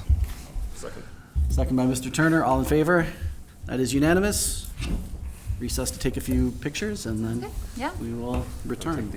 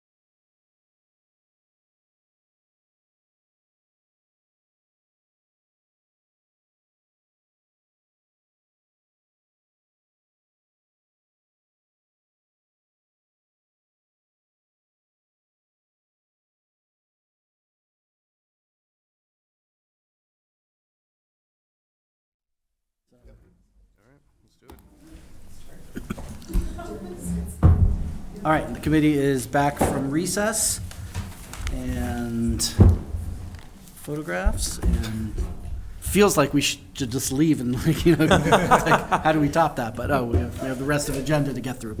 Okay, so next up, we have item 7, public comment. Mr. Fenton. Yeah, thank you. No one signed up in advance to deliver public comment. There was one comment that is in the packet. But of course, as always, are there any public comments outside of the few we had for MJ? Seeing none. Okay. All right, that brings us to item 8, new business. And first on new business is special education tiered focus monitoring update. Dr. Brand. How I follow that. Sure. Yeah, good luck to you. I'll try. Weren't you just here? Welcome back. This is in the spirit of keeping the committee and the community certainly informed. There's been a lot of activity behind the scenes around trying to comply with reviews from the Department of Ed. And in the packet tonight is an update that Alice is going to speak to related to special ed. I'm very glad it's MJ's last night to be doing, Okay. no, to be doing this. Love you too, Alice. That came out wrong. No, To be doing this presentation. Yeah. We're glad you're here for it. I know, I'm just teasing. It's a lot of work that obviously the district, the committee has been involved with since my entire tenure here, so I think this is kind of a really good night to have this presentation, So I know I kind of reviewed this maybe a presentation or two ago, but the previous process for the special education oversight was called the coordinated program review. If you remember, that happened during the self-assessment, kind of happened during the 18-19 school year, kind of led to some corrective action on the part of the district, which included the Walker report, which I talked about kind of at the last presentation a couple weeks ago. The current process is called the tiered focus monitoring. And for us, that happened in February of this year, which was kind of our on-site. So our self-assessment, or kind of the upload of the information, was during last school year. Then they come on-site during this school year to kind of verify all of the questions that they may have, or some of the documents that they upload, look of files. They do tours of some of the schools, kind of any questions that they have. Then the next step would be whether there's an improvement plan, corrective action if needed, or not. So when we had the findings in 2018, there were 7 special education indicators that were considered partially implemented that required corrective action out of 43 indicators for special ed at that point. In the change of the program, going from kind of coordinated program review and choosing the indicators that they look at, for this year, there were 33 indicators total, with none of them being out of compliance. So we're in full compliance on all of the indicators for special education. I gave just kind of breaking them down. So when you look at all of these, they're looking at kind of everything in the special education process, all the way from kind of timelines of assessments, kinds of assessments we use, kinds of interpretations, the kinds of services that we provide to students, the kinds of additional supports, assistive technology supports that we provide, our monitoring and oversight of students in district and out of district, the makeup of our IEP team meetings, making sure that we have the necessary people there at the team meetings, and if they're not, that there's excusal forms, what we utilize to determine eligibility, use of accommodations, making sure that we're in compliance with the timelines at the end of the school year evaluations, that we have a process in place for processing independent evaluations or extended evaluations for students. Kind of everything across the board is what they're looking at from start to finish in the special education process in this review. They looked at some other things as well, which kind of they pick and choose, I think, based on previous process that they add in. Some of them are related to, I did indicate one civil rights, which kind of falls kind of under our Christine and my office, related to looking at the materials that are used for counseling. It falls under technically civil rights, but that's also kind of connected to making sure that any materials that are being used by counselors, free from bias, is a process for making sure that we look at that information kind of as people purchase it, looking at implicit bias in some of the documents. Going back to special ed, also looking at our age span in programs, making sure that we're in, within the regulations for that, looking at the kinds of behavioral intervention supports, how we utilize our BCBAs, how we kind of rate goals and objectives connected to those, and just everything connected to related service providers, if that makes sense. So kinds of related service providers that we offer, the kinds of services they provide, what their service delivery looks like, and the kinds of, for example, do they utilize assistive tech, speech therapists, things like that. Oh, that's my last one. So this is quick, probably the quickest presentation I'm ever going to do, I suspect. But there was a lot of work that went into this, and so I do have to take a minute just to kind of thank a lot of people that have been, for me, almost 9 years in the making, from really our 8 years in the making from our last coordinated program review, in which there was a lot to be done, which then led to the Walker Report and some of the recommendations that the committees over the years have supported to make sure that, we have the resources and the supports that are in place for the district to be able to fix and make sure that we're providing good services and in compliance with what the state expects and what's best for kids. I think our teachers have done a lot of work, at least the entire time I've been here, to kind of, maybe adjust some of their practices in the districts to become, in some cases, more current, or just do things differently that were better for kids and better for staff, as well as, all of the people that are connected to my office, both current and past, like Sula and Leanne Ebert, who all did a lot of work, in addition to Maura and Christine and all of our team chairs over the years. So this is a huge effort that has taken a lot of people to get us to the place that we are. So I have a lot of gratitude for all those people. And I think our district should too, for everybody that's put work into this, including the committee. Obviously, you guys have been a big piece of that, supporting the initiatives through the district. If I may announce, well put and well boiled down to 6, I think it is, slides here. 6, yes. And seems to overly simplify what goes into this, not only the things that you mentioned to try and ensure that this is, our programs and services are scaffolded in a way that achieves these, but this in and of itself, this review is intensive, it's exhaustive. Yeah. And I know I only have a 40,000-foot view of the time that's involved in these kind of things, from multitude of people, hours upon hours to get to this point. Again, a simplified sort of 6 slides, check, check, check, we're in good stead. But there's an awful lot, right? Could you speak just a little bit to what the process is? I think that's actually a really good point. So, we have 33 indicators that they asked us to look at. I know it looks like 49, but if you look through, there are some that they didn't ask us to do that they might do if we were Group B or the next time around. And so when you look at just some of these indicators, for example, instructional groupings, every single teacher that services a special education teacher had to give us a spreadsheet of every student that they service that's together, that has the student's name, their SACID, their date of birth, the kinds of services they have for every single student at every service provider. So there's hundreds of documents for some of these that are uploads that go into, so we have to upload every single service provider. So even if the student has, let's say, PT, OT, speech, and C-Grid, let's say, or pull out reading services, the reading teacher has to provide their service log with the child's name. The speech person will have to do the same, the OT. So you'll have the same student repeated on multiple spreadsheets, just as an example. And then for some of these, let's say some of the timeline ones, they're asking for 100 uploads of 100 different students to look at the timeline. So they'll ask us, for example, students' SACID information, their name, date of birth, grade level, date that the consent was signed for the evaluation, the date that the consent was sent, the date it was returned, the date that the evaluations were completed for every single evaluation that was completed for that child, making sure it occurs within 30 days, when the meeting then occurred, if the IEP was replied or responded to, kind of what the date of that, for hundreds of kids for, let's say, one of these indicators. So there is a tremendous amount of work, and this is something that it took all of us over a number of years. Last year, this was the bulk of the upload was last year, but has taken a lot of people, all of my administrative assistants also, I have to thank them. So when I say everybody, it's everybody in my department. is very instrumental in kind of all of this. So for some of these, they're slightly quicker uploads. So for example, again, a procedure for something, let's say monitoring for students that are in out-of-district placements. For others, it's hundreds of student files to show. And then they come on site and they pick and choose kind of to verify if they have a question about something or they want to look at the actual file to verify that kind of the dates that we've uploaded are accurate. They pulled the files for the couple of days that they were on site. So. Questions or comments? Ms. Burns? Just quickly, did they do interviews with parents and?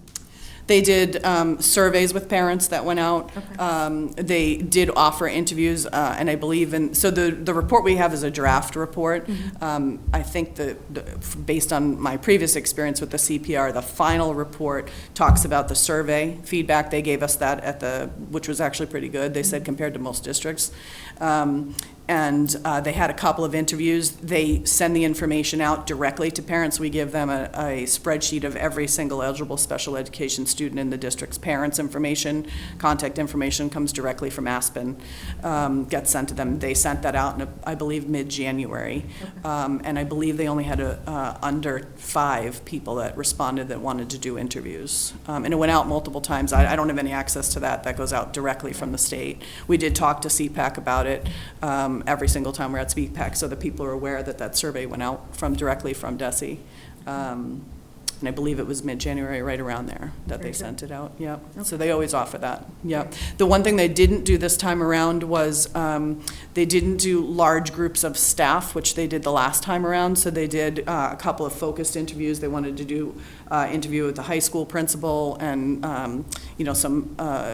So I think it was him and maybe an assistant principal. I don't go to that. That's they decide kind of who the makeup of the groups are.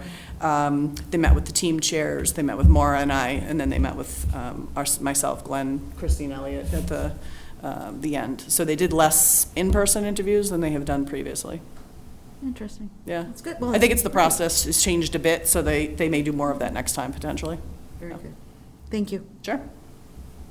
Dr. Bryson? Do they do classroom observations? No, they did not. And my last time, not observations, they do walk through to look at specific things. Last time around, they looked at service provider spaces. That was one of their questions. And they wanted to see service provider spaces at the early childhood level.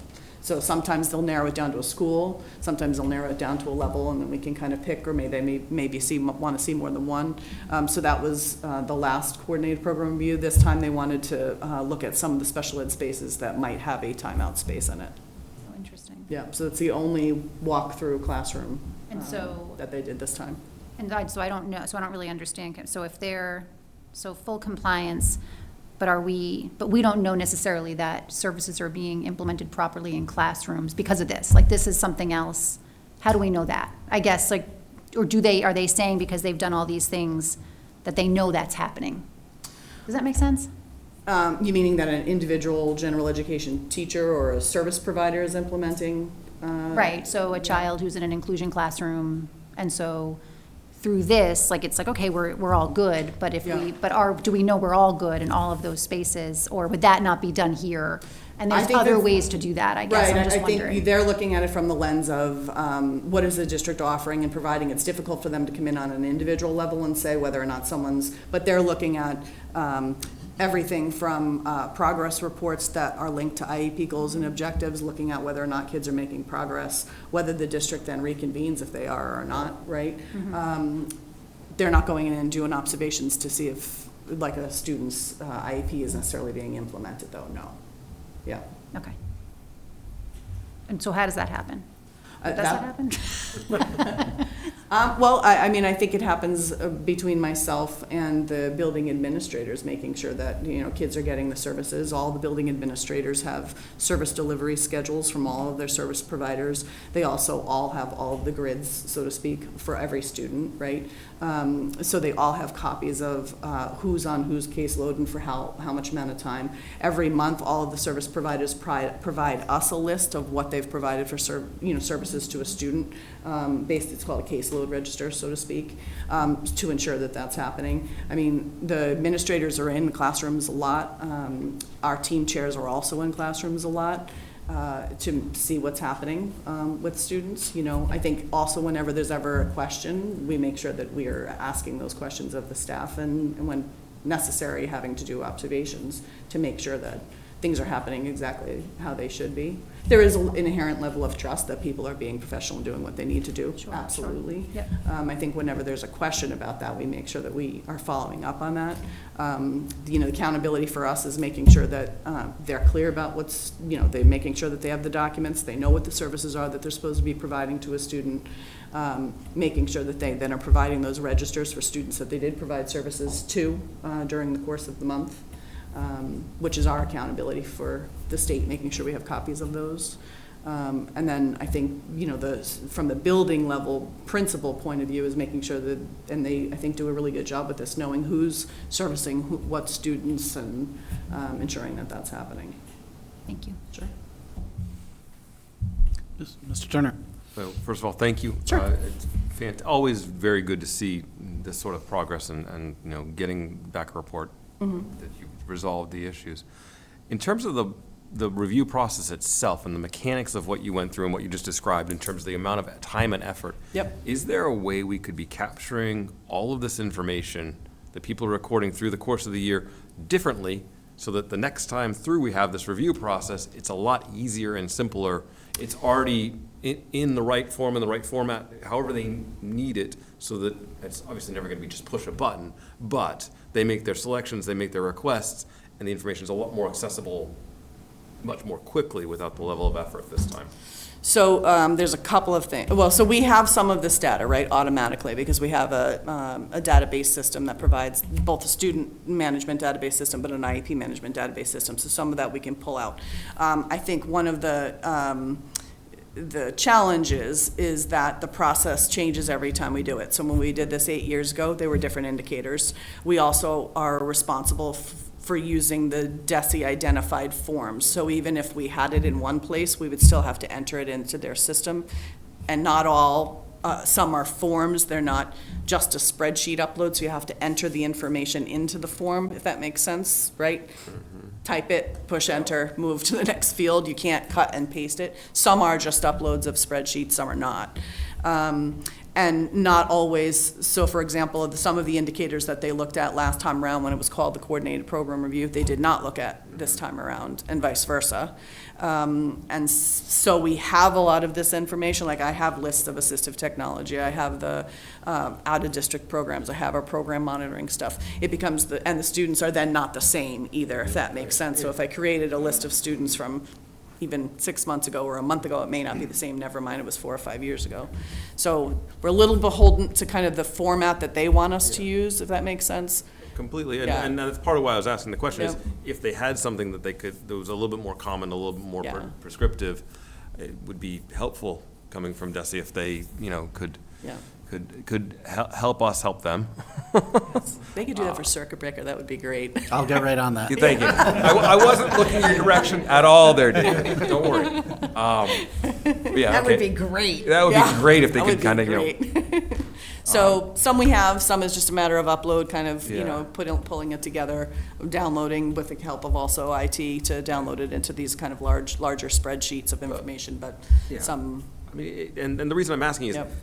the amount of time and effort spent on this sort of reporting is not time and effort spent, to Correct. Dr. Bryson's point, making sure that the actual delivery Correct. is meeting. Oh, yeah. So the more this process could be streamlined or automated, obviously not, there's obviously gonna be places where it's never 100%, but the more it could be, it really does have a positive impact on the children at the end of the day. Totally agree. Less time yeah.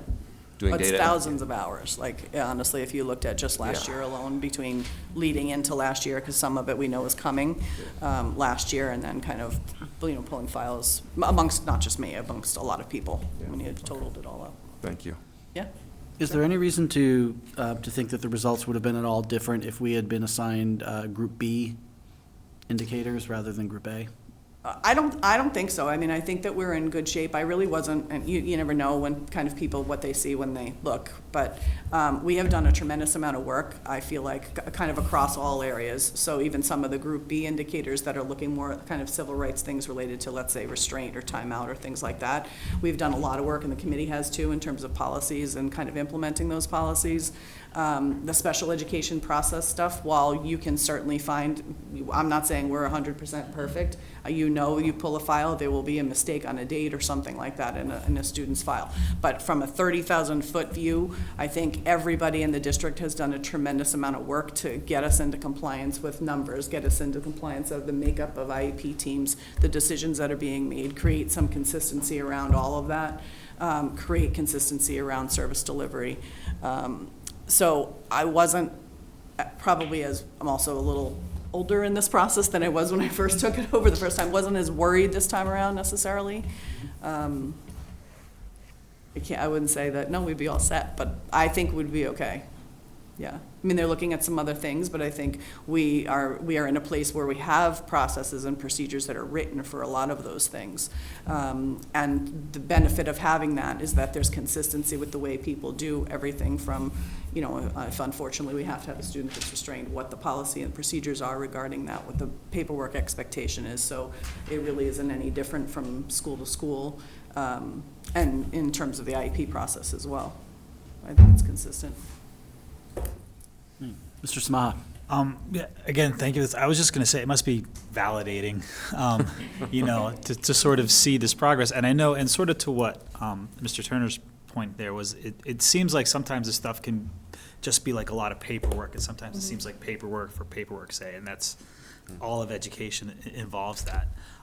But I do think that at the end of the day, like making sure that all of these things are in compliance actually really does impact families and students. So it's good to see, the progress that's been made, the progress that has been made in this, because it is about the kids and the families, and I think that Wilmington is in a better this is validating in terms of it's much better than it was. It can still be better, but so thank you for your work on this and everybody's work on this. Yeah. Sure. All right, not seeing any other questions and comments. Thank you very much. Thank you, Alice. Thanks, Alice. And that will Thank you. bring us to item B, federal grants, civil rights, targeted focused monitoring, and English language education, continuous improvement and monitoring plan. Long title. Long item title. We'll try and. Rolls right off the tongue. Yeah, doesn't it? Shouldn't have expanded those acronyms. One more acronym we need to explain. So thank you for having us here this evening.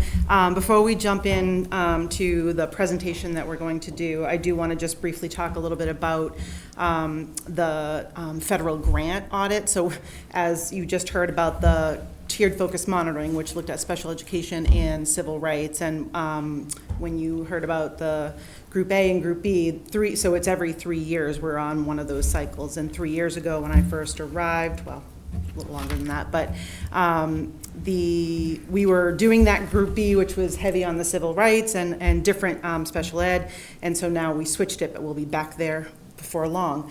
But in addition to that, every 5 or 6 years, the Department of Ed audits the federal grants. So we get funding through Title I, Title IIA, and Title IV. So that is a desk audit. So we upload lots of documents and paperwork and program summaries and evidence of how we're using the funds that we are issued for an audit. So we had a couple things we needed to tweak. They don't come out and do a site visit, we meet with them, but that is just about those loose ends will hopefully be tied up. We're just waiting to hear back from the revisions we sent, but just wanted to mention that we have been going through that process as well.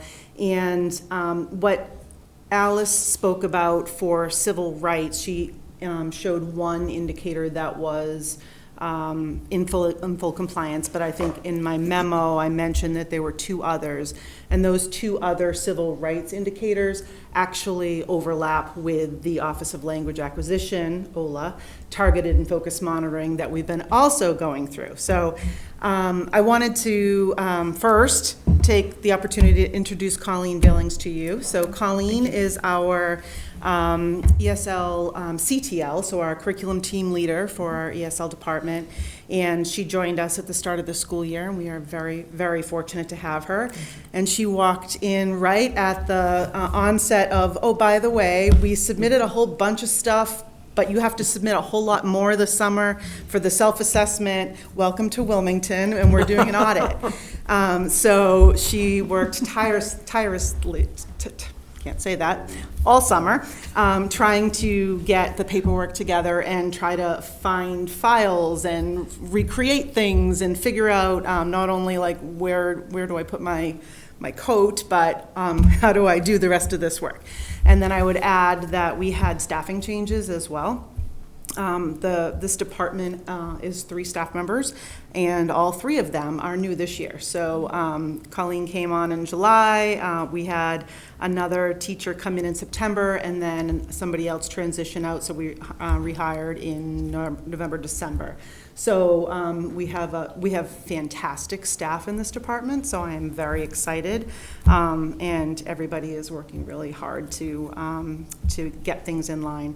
And I'd also like to point out that our population, I know you've heard me talk about this, our population of multilingual learners has doubled in the time that I've been here. So we're seeing lots of changes and things that we might not have needed to have really solidified and in place because we were problem solving as we went with small population. Now we're really starting to see the need to formalize things. So this audit process, I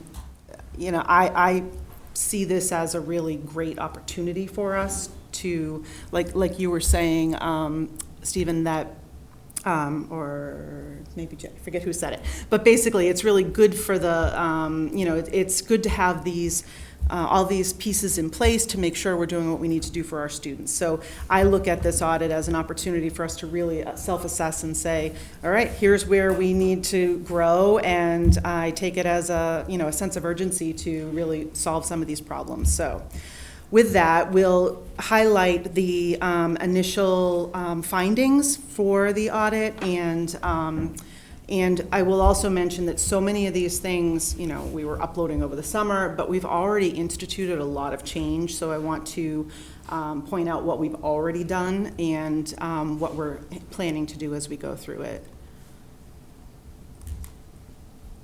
So there were a number of different indicators that we were being evaluated against. These were the ones that they found that we were partially implemented. So similar to what Alice spoke about in the first part of the tiered focus monitoring, there were a bunch of indicators that needed work. So these are the indicators that they found that we were partially implemented based on, so their process, similar to the special education, involved surveys for parents, all the paperwork uploads, very similar type of process of what we had to submit, and interviews with staff as well. Were there other, did they have interviews with parents, or was it survey? They did. We posted interviews That's with parents, right. and of course the student files. Right, and lots of student files. So these were the overall areas where we had findings. So the first really is the, they called it collaboration. It was the category of collaboration. And they talk about interviews and documentation and a review of student records indicate that the district lacks the ESL systems and or staffing capacity to effectively provide essential components of an effective ELE program, such as providing time for ESL collaboration. So we know, and we've talked at this table many times about the difficulty with the number of buildings we have in the district for our staff to get from place to place to place where our students are spread out over multiple campuses. And that means that a teacher has far less time in their schedule to work directly with students as well as support and collaborate with the classroom teachers on the content that they need to share. So we know that that's a struggle. We came to this committee early in the school year to increase the staffing of one of our staff members and are very appreciative of the willingness to be able to do that. So that's been helping.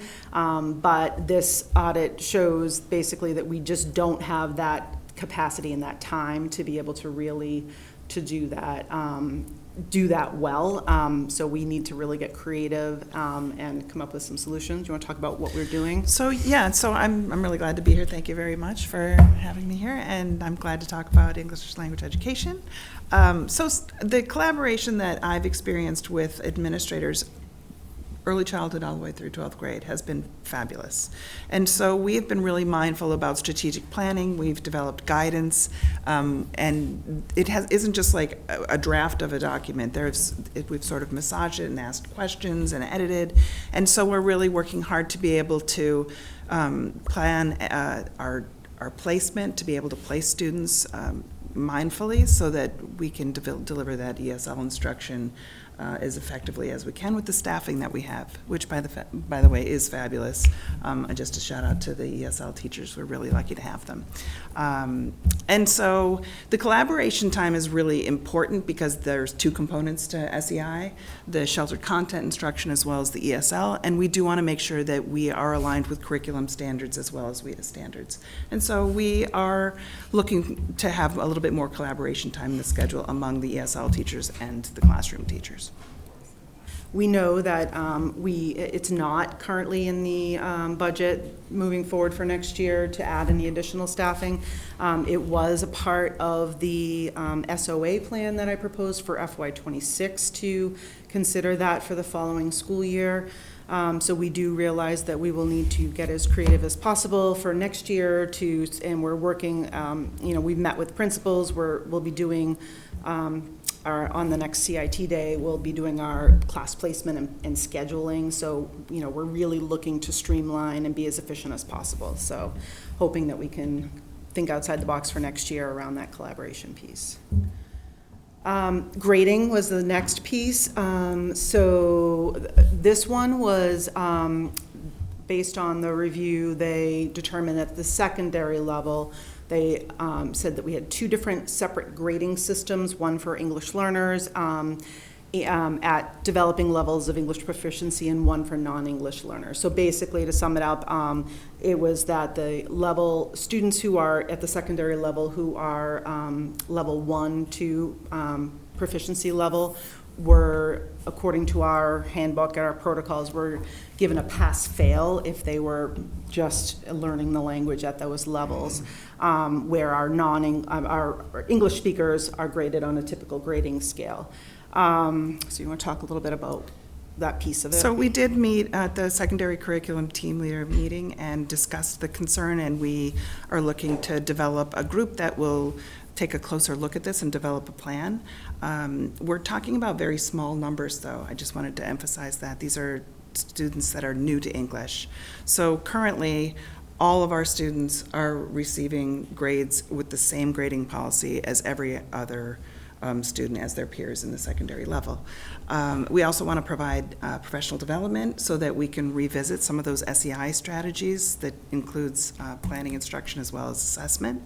And I've already been working with a sixth grade team who has been fabulous, very receptive to assessment strategies. And so it's in the making, and we are really trying to plan for next year because we are anticipating other students that arrive under that subpopulations of English learners. But did you say that we have none right now?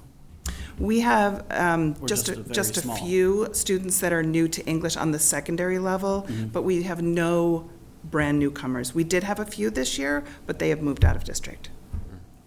Before the grading period. Yes. So we didn't have that issue.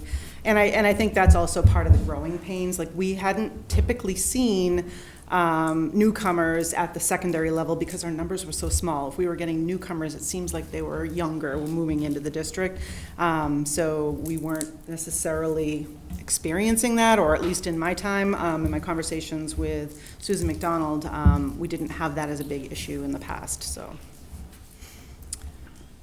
The next one is curriculum, and this is referring to the program that we have purchased. And I think there was actually a misunderstanding through the audit process because we do have curriculum materials, and when we met with the staff member who was reviewing it, he did confirm that the program that we're using is sufficient.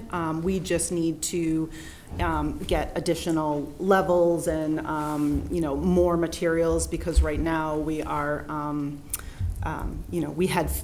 we have more students with different needs and different levels. So you want to talk about the curriculum review piece that what you've been doing? Yeah, so we had Inside for elementary and Reach for secondary for 6 to 8, and then we had Edge for 9 to 12. And so we were looking to update these materials. They're about 10 plus years old, and we're using some of our tools from DESE as well as from Wilmington to assess cultural proficiency, and WIDA Prime is another tool that we're using.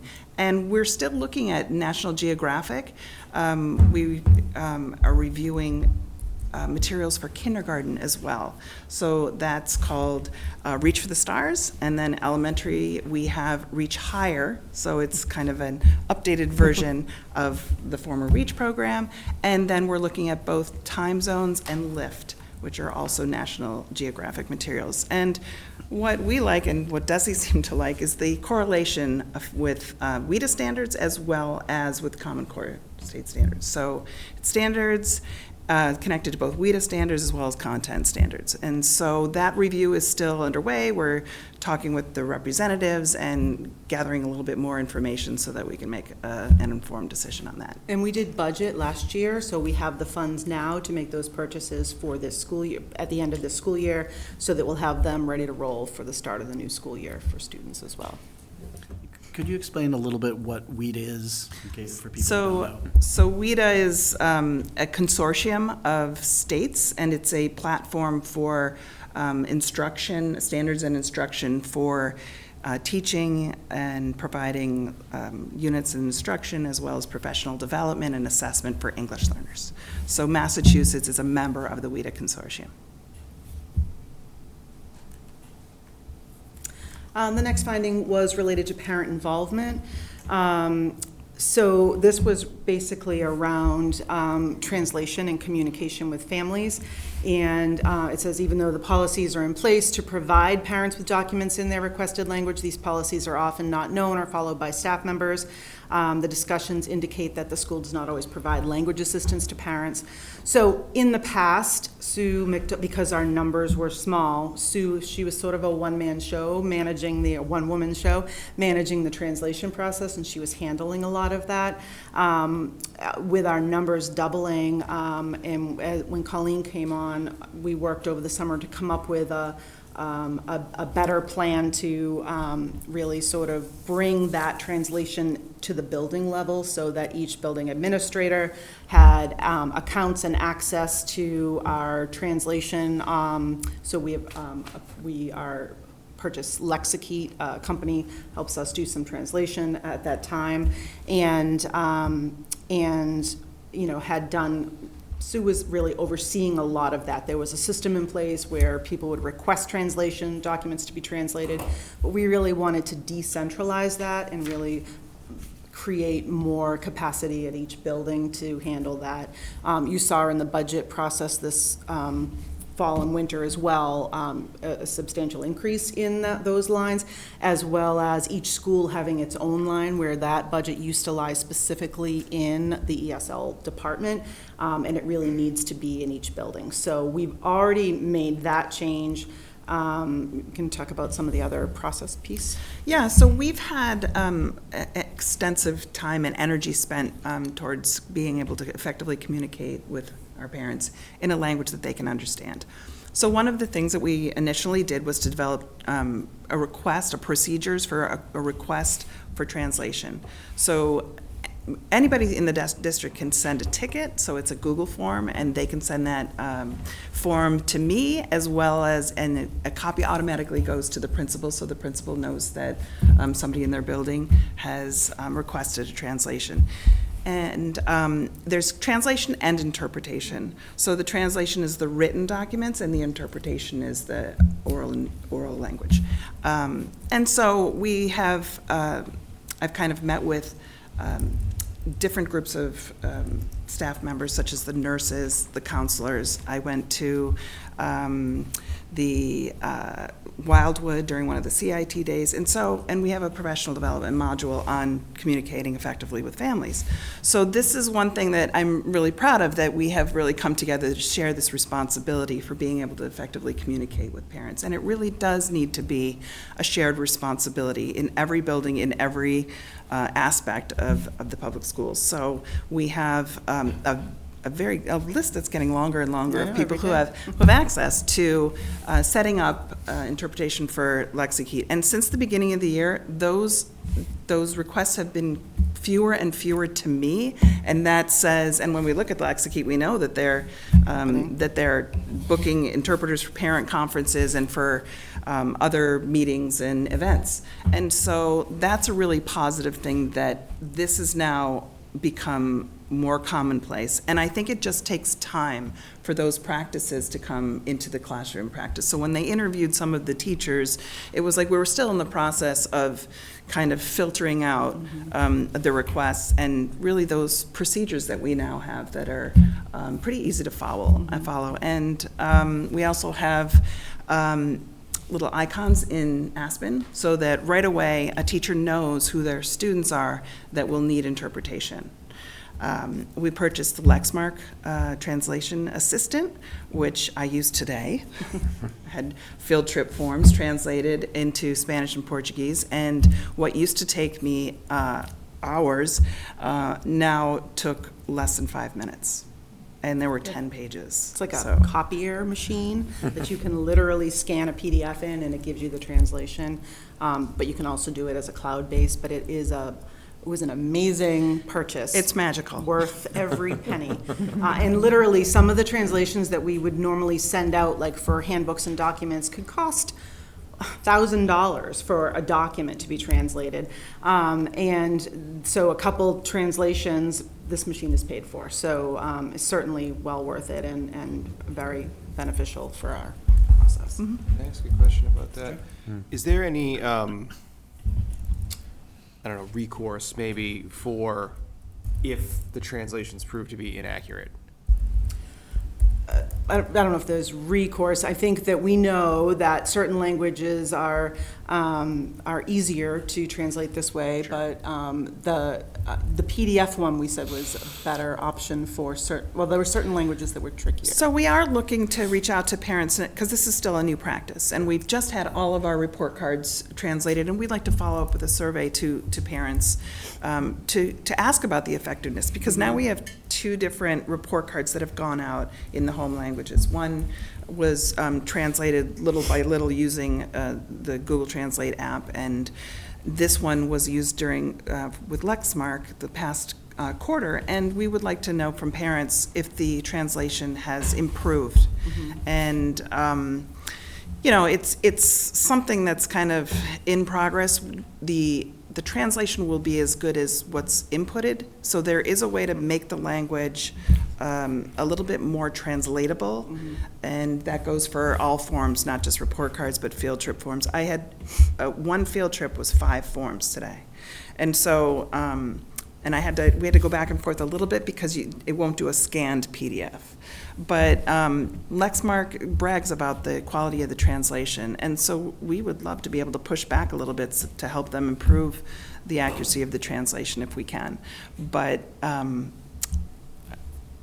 we'll have more information about that after we do the survey with the parents. Thanks.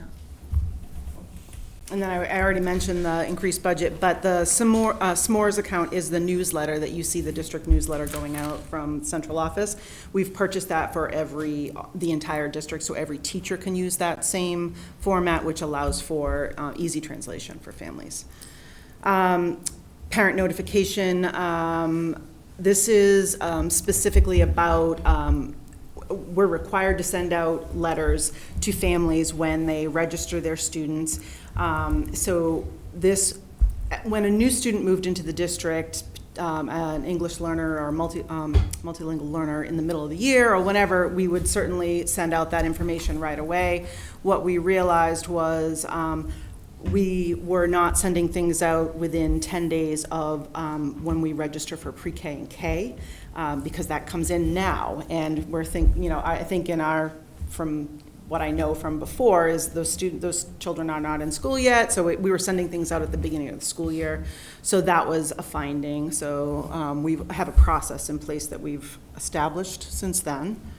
You want to talk a little? So we now have, we met with early childhood principals, and now from K to 8, we now have a procedure for receiving new students that are from families that are multilingual. And this is from the very start. And this was a pretty broad collaboration to develop this guidance. It was the administrative assistants, the principals, some of the teachers, upper administrators, and so it was a really big process to be able to develop something that we could use not just for kindergarten, because that's happening now, but the principals were kind of saying, well, shouldn't we have this for really pre-K to 12? And so the guidance that we started with for pre-K to 5 is now expanded to pre-K to 8.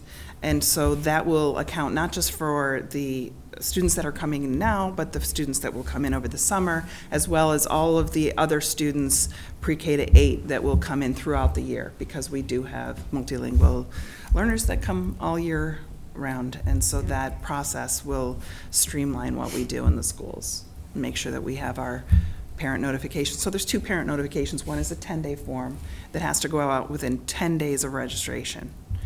The other one is a 30-day form, and that goes out to students who, within 30 days, explaining the program and placement of their child. If they have qualified, or if they haven't qualified, we still send the information out. Sorry. Oh, we did have a little bit more about the report. This is kind of the right spot for this. So we just had the very good report on special education. There is frequently intersectional needs between English language learners and special education. When you talk about difficult things to translate, I would think an IEP form might be right up there with things that would be rather difficult to translate. Do you find that when you have children that are in both of those groups, that what's being developed and built here can support special education needs as well as the general education needs of English language learners? So the translation and interpretation for special education happens through student support. Okay. And so eSped, that translation piece of written documents does happen through eSped. Okay. But there are more complicated documents, and I did want to be clear about the report card translations, that we did send them out for human translation the first quarter. And so some of those report cards were translated by native Japanese, Chinese speakers that were a little bit more complicated to translate. But yes, I mean, we do have students who are duly identified that have other needs outside of student support. And so there are more complicated documents that we may look to,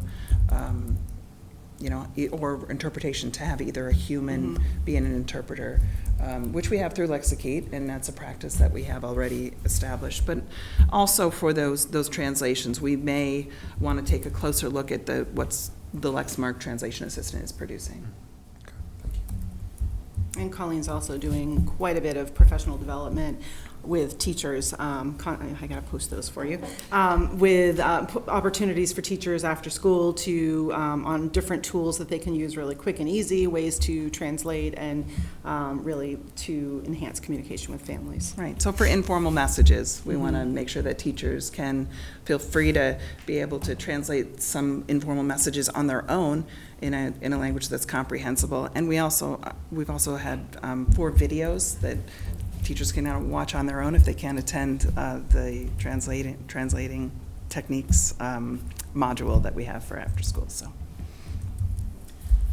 Report cards, we actually spoke quite a bit about this. So as you've heard, we have been doing all of the translations this school year and getting those systems into place. So that was kind of along with the communication piece, so I'll jump ahead.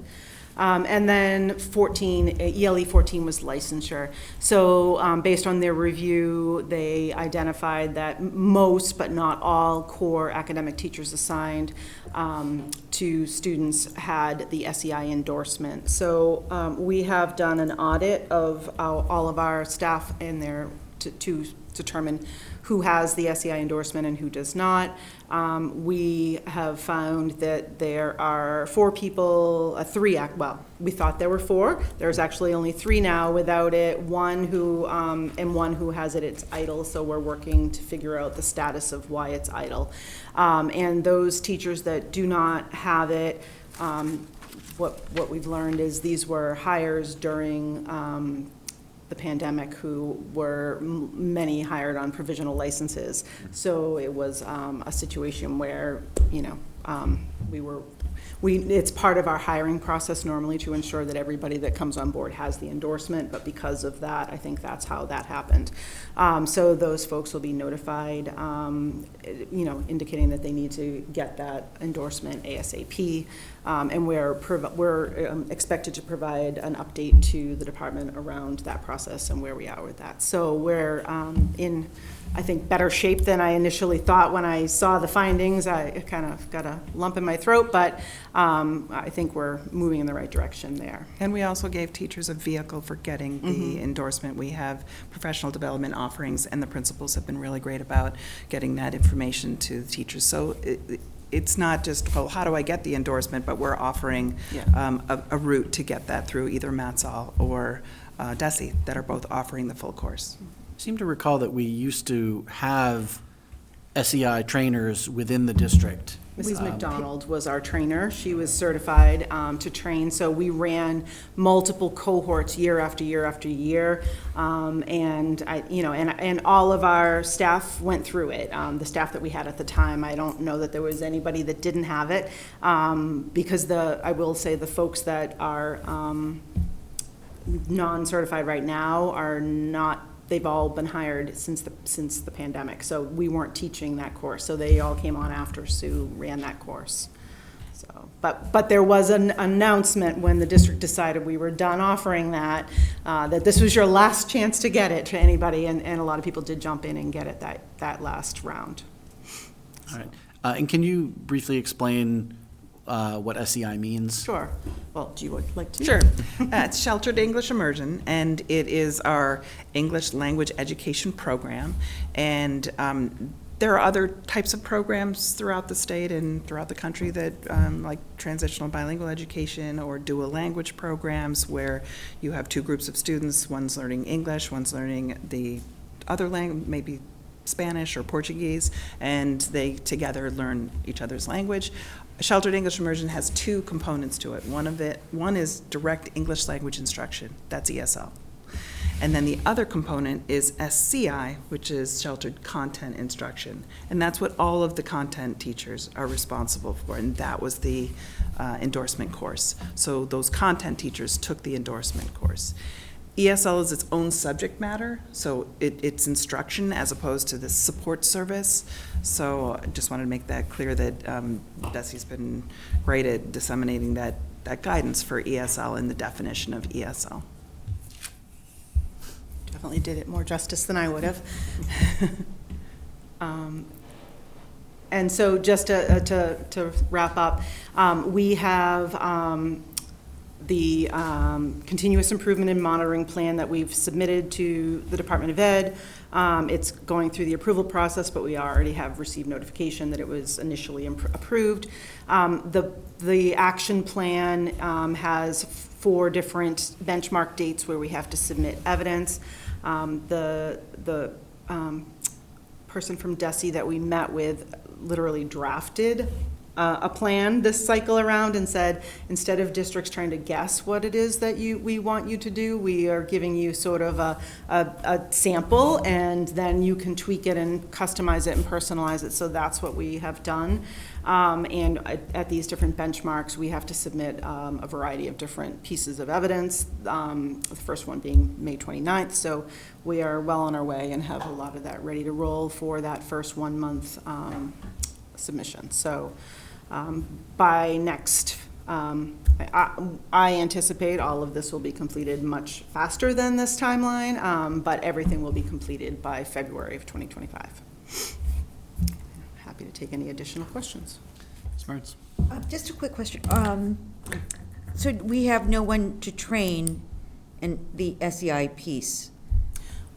We don't, I don't know if you're licensed or not, but it's a graduate level course, and it is it's a lengthy course that people had to become certified trainers.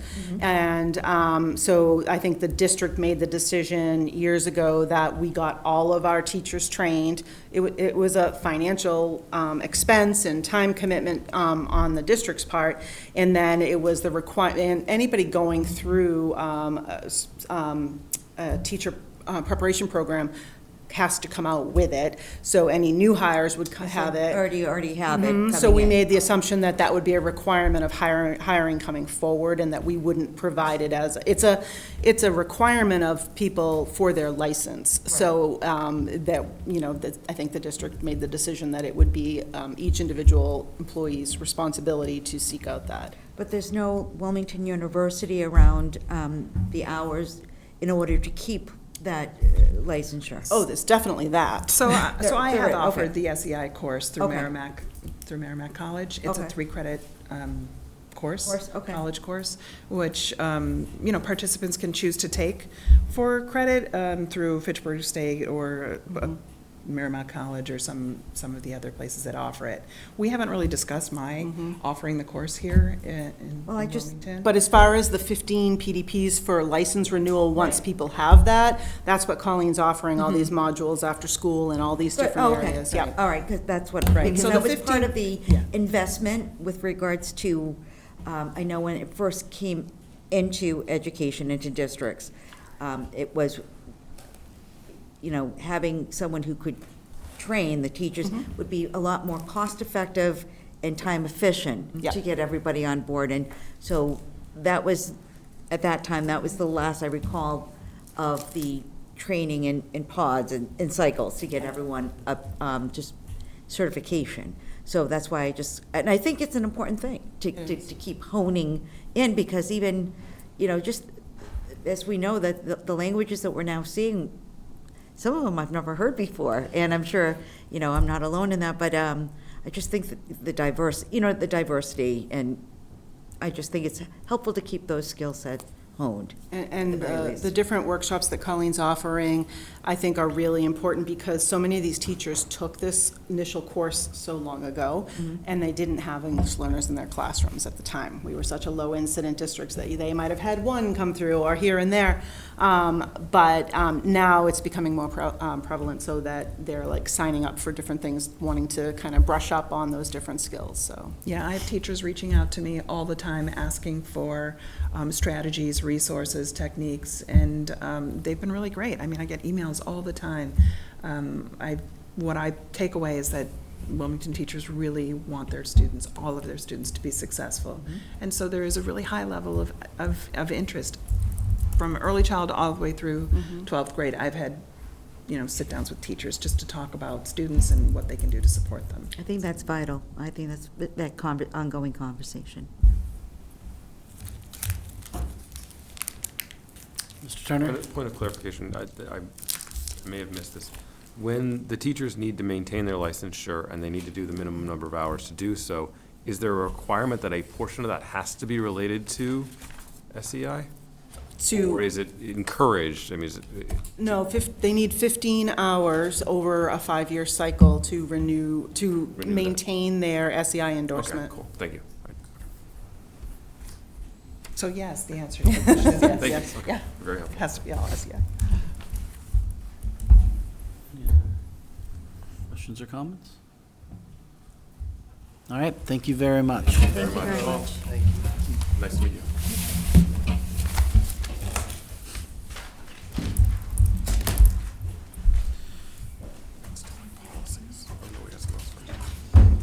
All right, that,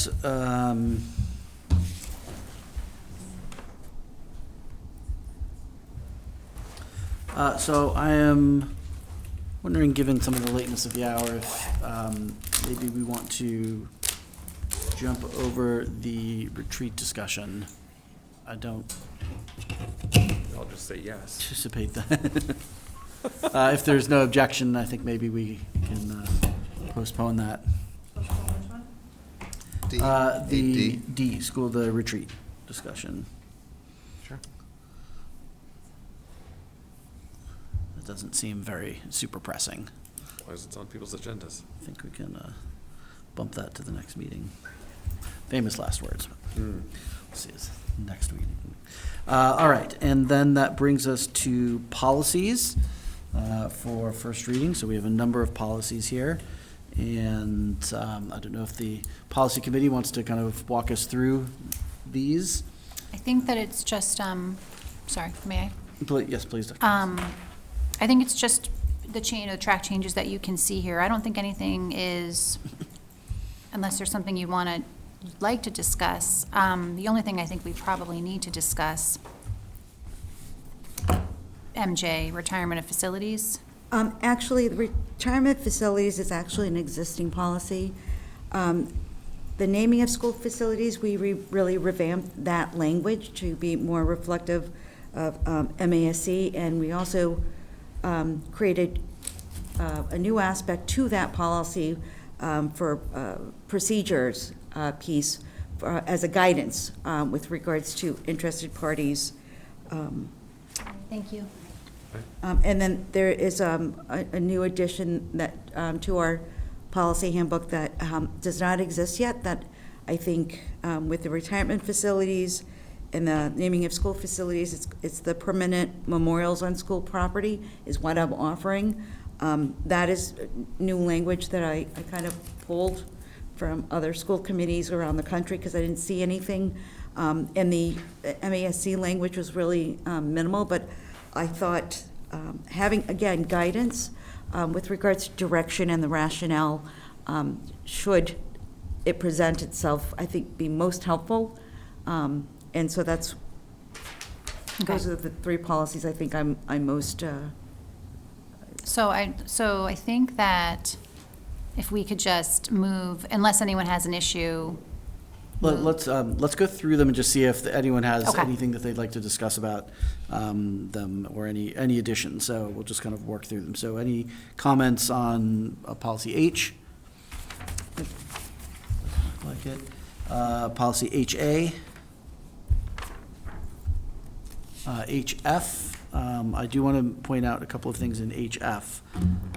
This is actually one thing in HF, which is something that Mike noted, which is that there was one, so we've been changing a bunch of the pronouns in here, but there was one, in the second paragraph, there is still a fee or salary for his services will be established. Oh. That should be changed to a there. Yep. The Have that, Tracy. second paragraph, school committee will Do it. appoint the negotiator. Okay. All right, I'll go into that.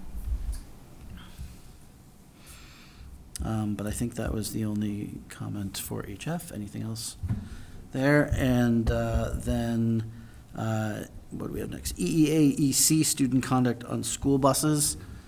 And I had two comments there. So EEAEC, R? C. Yeah. So that was actually tabled by the policy committee, and what we were bringing forth is EEAEC, which did not make the packet. So so the one that's listed, we were tabling because we wanted to get further feedback from Glenn and Lisa.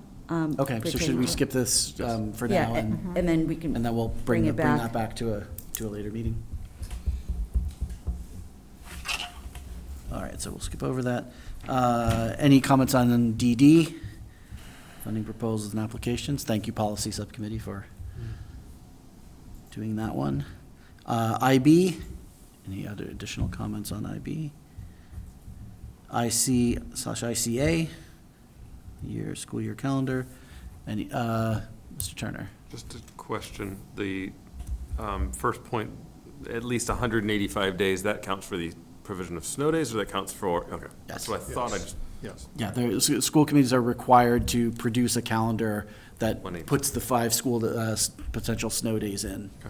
I thought, I just wanted to make sure. Thank you. Anything on ID, school day? All right, FCB, retirement of facilities. The only thing I would change is just the review date of it being April 18th of it. That was the only thing that changed. Never mind, I'm sorry. And we could remove the note. The regional districts. Yeah, it doesn't apply to us, so I would delete the note portion under that. Okay. All right, so we'll delete the bold note about regional school districts at the bottom. And you can remove the adopted too, because it's an existing policy. That was my error. All right, so we'll just leave it as at the end of the policy, source MASC reviewed for 18/2024. Yep. Delete the adopted line and the bold note. Yep. All right, FF naming new facilities. So we're proposing a name change for this policy for the naming of school facilities, because since the school department operates and oversees school facilities, it should apply there, where the town, usually the naming of facilities are done by whatever municipal board oversees the operations of them. Since we oversee the operation of our schools, then from the various languages I saw, I think it's a better clarification of where that jurisdiction lies. The language that you see here in the beginning of the aspect is all MASC language. So we pulled it, I thought it was a lot clearer in clarifying with regards to the rationale. Couple of our school committee in Massachusetts, namely Framingham, which I pillaged a little bit from, had actually procedures and steps and guidance on how community members or staff or teachers or districts go about bringing forth a recommendation for naming of a building or room or space, which I think was very helpful. And I just recall that in some of the transitions over the past couple of years with Whitfield retiring, with the naming of certain areas in the area, there wasn't a clear guidance, especially like in the retirement, who retires it? And then, it was quickly found out, being a rationale that the district needs to retire, and then it goes back to the municipality to do whatever it wants. So, but anyway, that's what the intent behind this revision is all about. Question? Yes, Mr. Turner. If I am not mistaken, what's written here from MASC conflicts with the town bylaws. That's what I was going to bring up as well. So now, I wasn't looking for the bylaws. at least the one that I'm referring to is the. One that references Yentl Farms? Well, that's a caveat down on the bottom, but the authority to name any town-owned property, field, park, stadium, playground, or building, after any person shall be subject of the town meeting. So now, that talks about naming it after a person. If we wanted to claim authority to name it after anything else, a direction on a compass, for example, it presumes we could do that, but I should probably go back and look at the rest of the town bylaws, but at the very least, Nothing else. Nothing else in there, okay. So, I think that this needs to be thought about a little bit more, or possibly researched, because there's also, it's worth noting that this is, the policy is, cited as coming from MASC, but there's no legal authority cited for that statement. So it says the school committee has the authority to approve the naming and renaming of buildings, but there's no MGL cited, there's nothing in regulations. And so I think that we want to, avoid directly contradicting our own town bylaws in. So then maybe policies. it would warrant a bigger discussion, because I think that in itself, we're responsible for our school community, which is in fact a community within a community, that, as Dr. Brand had referenced at our last meeting, and when we had taken up a different topic on the agenda, that we're responsible for that, and that's a whole nother little beehive inside a much larger community. I think it may warrant a discussion perhaps with the bylaw subcommittee of the Board of Selectmen and our policy committee to really vet that out, because that could potentially be very damaging to the school department, and I say this tactfully, would impact our operating budgets with regards to materials, with regards to signage, with regards to everything. That would directly impact our school budget. It wouldn't be a town budget that all those. Yeah, I agree absolutely, but I think that this just needs more research, and I think, for example, I think we need to engage our council to look at this policy and look in light of the town bylaws and, see, get some legal opinion on I would that I would issue as table well. it for further discussion once that's been done, but I think in all, and I'm not clarifying as well as I'd like to, but I do think that the operations of the school, of the schools buildings, as long as they're under the operations of the school district, should first and foremost come from the school board, which is the governing body of these buildings, while they're under our operations.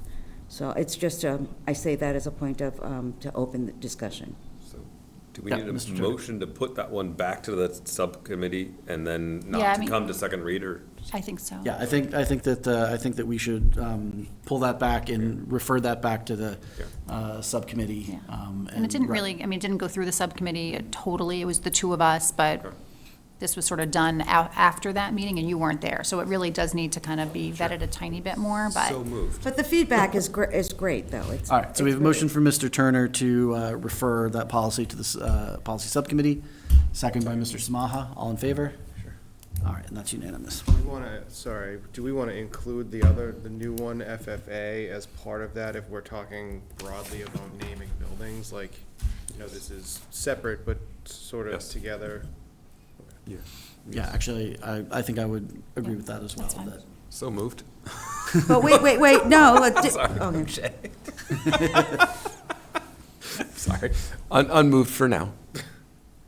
Okay, so I do want to let you know that we had oversight, if I am correct in this, with the approval of the 9/11 memorial that sits in our courtyard here, which was fundraised by, I can't remember which school class, but we were the ones that decided that. So I want to let you know, in looking at these permanent, I think there also should be a temporary memorial language. I don't know what that looks like. But I do think that, again, it goes around guidance, the operation of school facilities. If I may, but then wasn't the process different around the naming of the auditorium? And I think that was what sort of briefly started that conversation Right, well- here last, but 2 weeks Well, ago, but whatever it was. I will let you know that, because I was on that subcommittee in the naming of Joan, and that came before the school committee. Then it came to town meeting for discussion. So we were, because it was, again, if I'm correct, right? Yeah, I think on the auditorium, if I may, I think on the auditorium, a request went to the select board. They then had to come back here. The school committee wrote a letter in support of it, of naming the auditorium. Went back to the select board to put that on a warrant article to get voted at town okay. meeting. I Then once stand that was corrected. approved, I believe that's the way that happened, because we had a lot of discussion Yeah. between the town manager and the school department at that time on how should this work? And I know the school committee wrote a letter to the select board saying that they're in favor of it for these reasons. The select board then put that warrant article for town meeting, and it was voted at town meeting. Thank you. Now I'm confusing events. Thank you. Anyway, if you want to. Yeah, I fully think that we should have additional language in this policy. I mean, the current policy is extremely short and not especially helpful. So I think additional language is useful. I just think we're not quite ready for this one to get a first read and come back for approval. I think that needs to bake a little longer. Well, but I think the first read is great for these points to raise, so that when it does go back, at least you know what the tasks at hand are, what needs to be met. And just for reference for the subcommittee, I'm sure you'll get there. The language proposed, the recommended additional language, in general, I think is very good. Maybe not specific, there may be details to be refined, but I think, to your point, Mr. Ragsdale, the current policy is a little thin. I think the proposed additional language is Yeah, I think there's a lot of good stuff, in there. Exactly. I think it's just not quite fully formed, but. So moved. All right. To be baked. We're also going to motion to return that to the policy subcommittee. Do we have a second? Second for Dr. Bryson. All in favor? All right, that is referred. Who made the first? Mr. Turner. Motion by Turner, second by Bryson.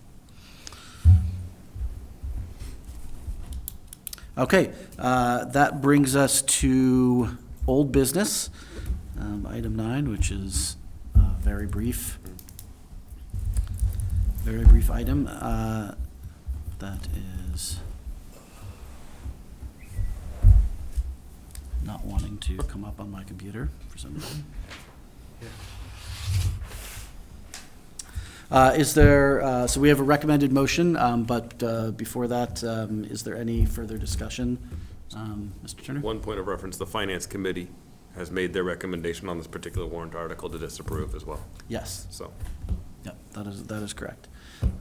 But I think we had the discussion last time, but again, if there's any further discussion that anyone would like to bring up.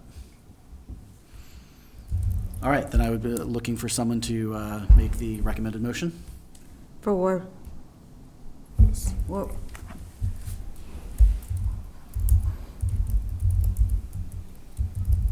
okay, I didn't realize we were taking, I didn't think we were in a position to, I just, forgive me, just looking for clarity. I don't think we were in a position to offer our position on this warrant article since it hasn't come before us. And we just pulled it out of, because it was, I'm just trying to get clarification of the relevance. This is, Mr. Samaha. I mean, I was just going to say, I think it goes back to our conversation that we just had about our policy, the town bylaws, and trying to make sense out of it. Okay. I think, given that, it Yes. makes sense for us to make this recommendation, because Okay.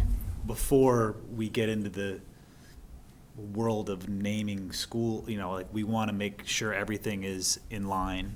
And so that would be the reasoning behind The why rationale, we okay. would Right. recommend Thank you, this I thought, approval. okay. Yeah, when we Does that- discussed if that this makes last sense? week, we were generally opposed to it, but we hadn't, at the time, formally stated position of the school committee. And the purpose here would be to put the school committee on record as recommending Gotcha. disapproval Thank you so much. I'm sorry. of Article 36.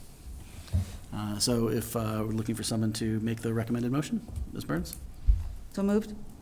All right, can you read it for us? Just so that- just so everyone knows what it is I exactly move that the school committee vote to adopt the following resolution. Be it resolved that the school committee recommends disapproval of Article 36 on the 2024 Wilmington Town Meeting warrant. Thank you. Thank you very much. I like All your- right, second your by computer Mr. better. Fennelly, and all in favor? All right, and that is adopted unanimously. Thank you, David, for doing that. Thank you very much, everyone. All right, are there any subcommittee reports? We discussed policy. We did. One quick note on the town admin school, town hall school admin building.